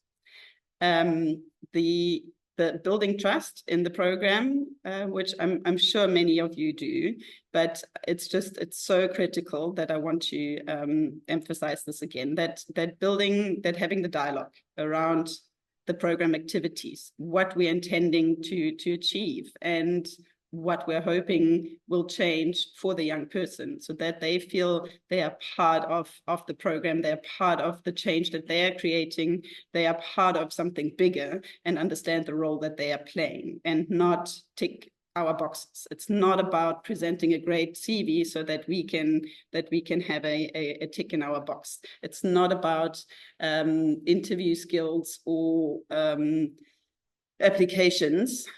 It's part of it, but it's not it's not the end goal to have applied. The end goal is to go study, to have a job, to create the life.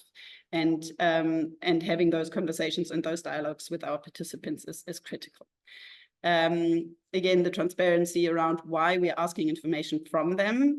I feel that often it's, just give me your CV, just give me your ID, just hand over this and this document so that we've got it, so you can be on the program. But why are we asking for it? Why are we asking for information about their well-being? Is it to tick a box, or is it because we care, or is it to create programs that actually work? Having these conversations with our participants is key.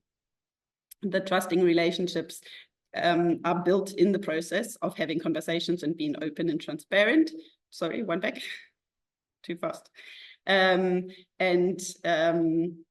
like I said earlier, it really is about taking an interest in them, a sincere interest in them, and that's going beyond just the economic, socioeconomic indicators that we gather. Okay, so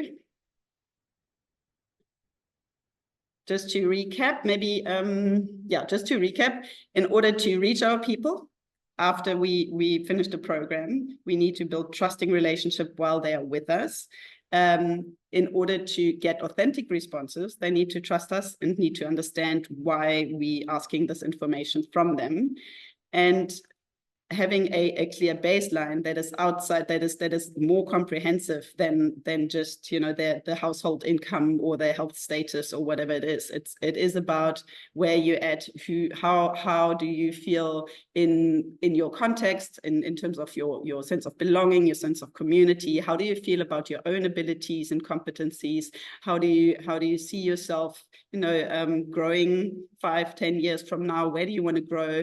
All of these things. In order to establish a baseline, we also create self-awareness in the young person. So whatever age group we are working with, to have those conversations early on, or gather this information early on, so we get a holistic understanding of who our participants are, which then allows us how they're growing over time. And then, in order to get authentic feedback, we have to have those trusting relationships and make our participants co-creators of our program.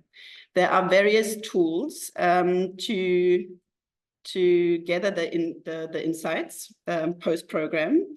I didn't want to get into the technical bits too much, but if we want to gather surveys or questionnaires, of course, we can send them out via WhatsApp or email, or there are online platforms to gather this information.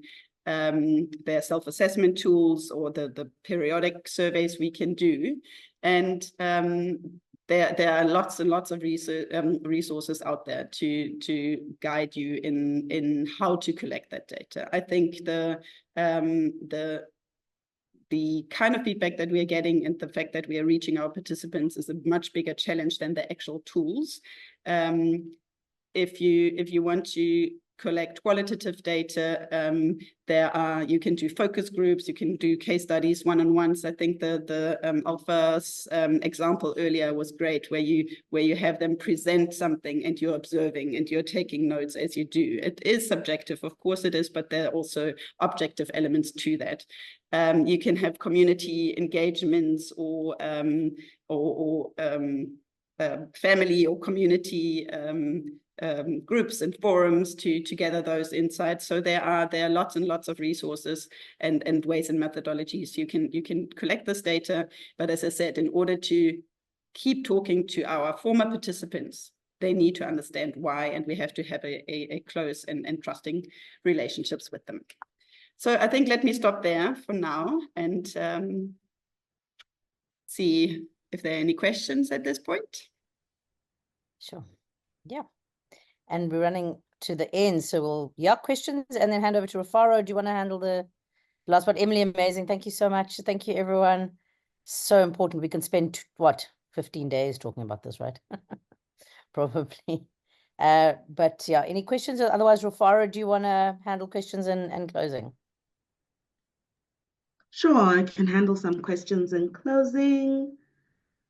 I know we've been answering some of the questions that have been popped into the chat. Thank you. There's been really great interaction on the chat with people answering questions to get with each other, which is exactly what I think helps a lot. So, I mean, I think from my own experience, what's helped a lot is to learn from other people, like just to ask. So sometimes I go and I see which organizations seem to be doing this really well, and I'll pick up the phone and ask, hey, I see that you're doing like your alumni stuff really well. Can I talk to your alumni coordinator, right? And have a short conversation, be an hour meeting. Or maybe it's an organization that's doing some really cool work in terms of their measurement tools. Pick up the phone. I think LinkedIn helps a lot to see who is doing some interesting things. Emily, thank you so much for sharing those tools. I know, like, I've come across many of those. And I think the other one is that you have to choose. I think nobody can tell you which indicators are for your impact if you're clear about what the impact is that you want to have. And that often becomes a problem, is because I think we're often asking, so, who's going to tell us what should be the important indicators? I think the first is to know what the impact you want to have is, and then it aligns and maps to other people. And then the other part is you need to analyze the information, and you need to have something that's important. So a key lesson for me, and I bring this up, I was thinking about it, is sometimes we get stuck in the sexy and what seems to be sexy and big and all of this. And I always think, whenever I think of like, oh wait, that looks a little bit too good to be true, I think about like the Theranos and Elizabeth Holmes story, which is basically that you have a good idea and then you start making the data match what your idea was. So you're now in love with the solution you've created, and then everything is manipulated to make that solution seem amazing and sexy. Then you can get all of this, recognition and attention for that. But often the truth will out and people start asking questions. And so that for me is often a takeaway, but it doesn't mean that you should diminish the great work that you're doing. But you also need to be careful to make sure that you're learning from the data. And if the data is saying, don't do this anymore, then don't do it anymore. Learn, shift, adapt, evolve. I think sometimes you're so scared of evolving from what we learn. So I think that brings us to the end. I know I might go about 5 minutes early, 5 minutes over. Oh, Emily has something to add. Quickly add. Yes. While I... Sorry, I just do want to do a little advertisement here, because the question of capacity of keeping in touch with your participants, I think, is really important. And yes, I have founded an organization that it's called Amatuba Collective, that is doing exactly that. It is guiding and supporting young people on a consistent basis. So we have a call center where we reach out to participants once a week, and we ask them, how are things going at work? How are things going at home? What is it that you need? And we refer to various other organizations on the ground. And it is really just that, a hand-holding mechanism that supports people in their growth and in their journey. So if you are interested, please reach out. I'll put my details into the chat as well. Yeah. Thank you, Emily. And I know that that's working for quite a few organizations have partnered with you. And that is the purpose of having these platforms. So I want to do a big thank you. Please, if you want to unmute and put your videos on so that we can give a really huge round of applause. You can use your reactions, a huge round of applause to our facilitators, Jerushah and Emily. As mentioned, we are going to make the recording as well as the presentation. It will take us about a week to process, but everybody will get access to the recording and the presentation if you want to review anything in there. All the people who are involved most of them have popped in their contact information, so you can actually contact them. GIZ has an amazing program, so you can also contact GIZ around their capacity building programs so that you can be pathwayed into that capacity building program. It is focused on organizations that are advancing addressing the youth unemployment crisis. So it doesn't need to be aligned with the PYEI.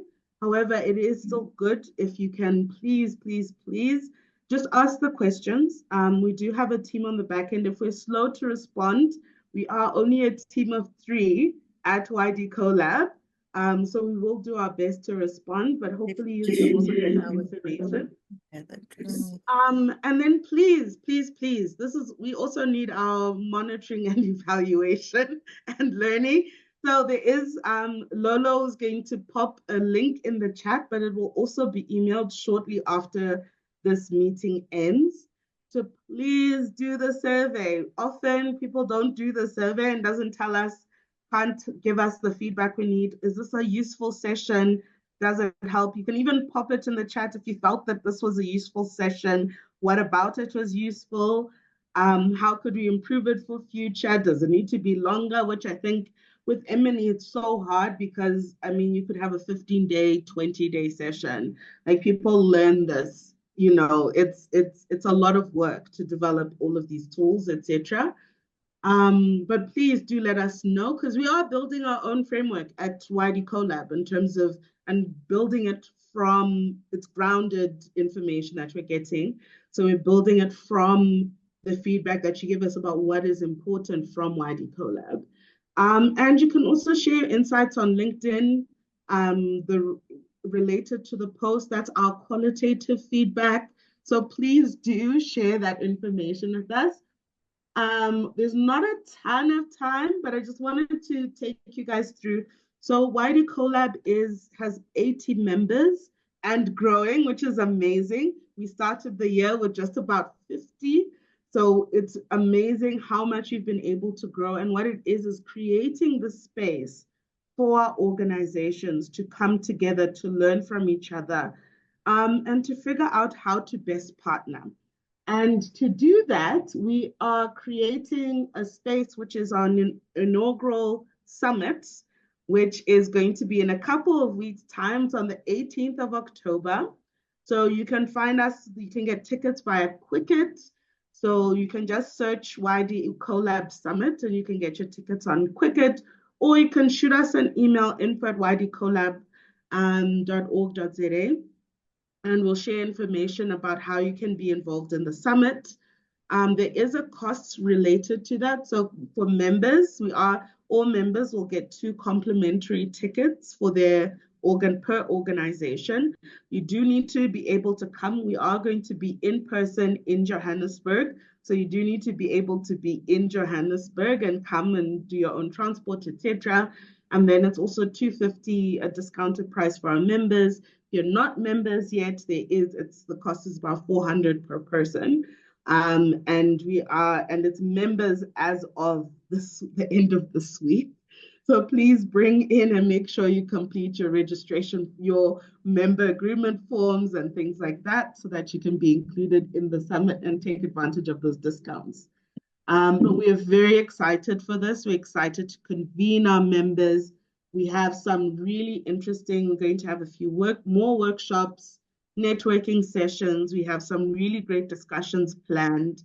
And we're really looking forward to building what does collaboration and the impact of YD Collab and the strategy, so that we can really make an impact on the challenges and opportunities that affect young people. So thank you, everyone. Thank you for taking time to participate, to engage, to learn from each other. We really appreciate you, and have an awesome Thursday and the rest of the week. Thank you. Thank you. Thanks, Rufaro. Thanks, everyone. Thank you. Cheers. Bye. Thank you. Bye. Thanks, everyone. Cheers. Bye. Thank you Bye. so much. It was very informative. Oh, Thank good. you. Please put it in the chat so that we have our qualitative feedback recorded. Okay, okay. Thank you.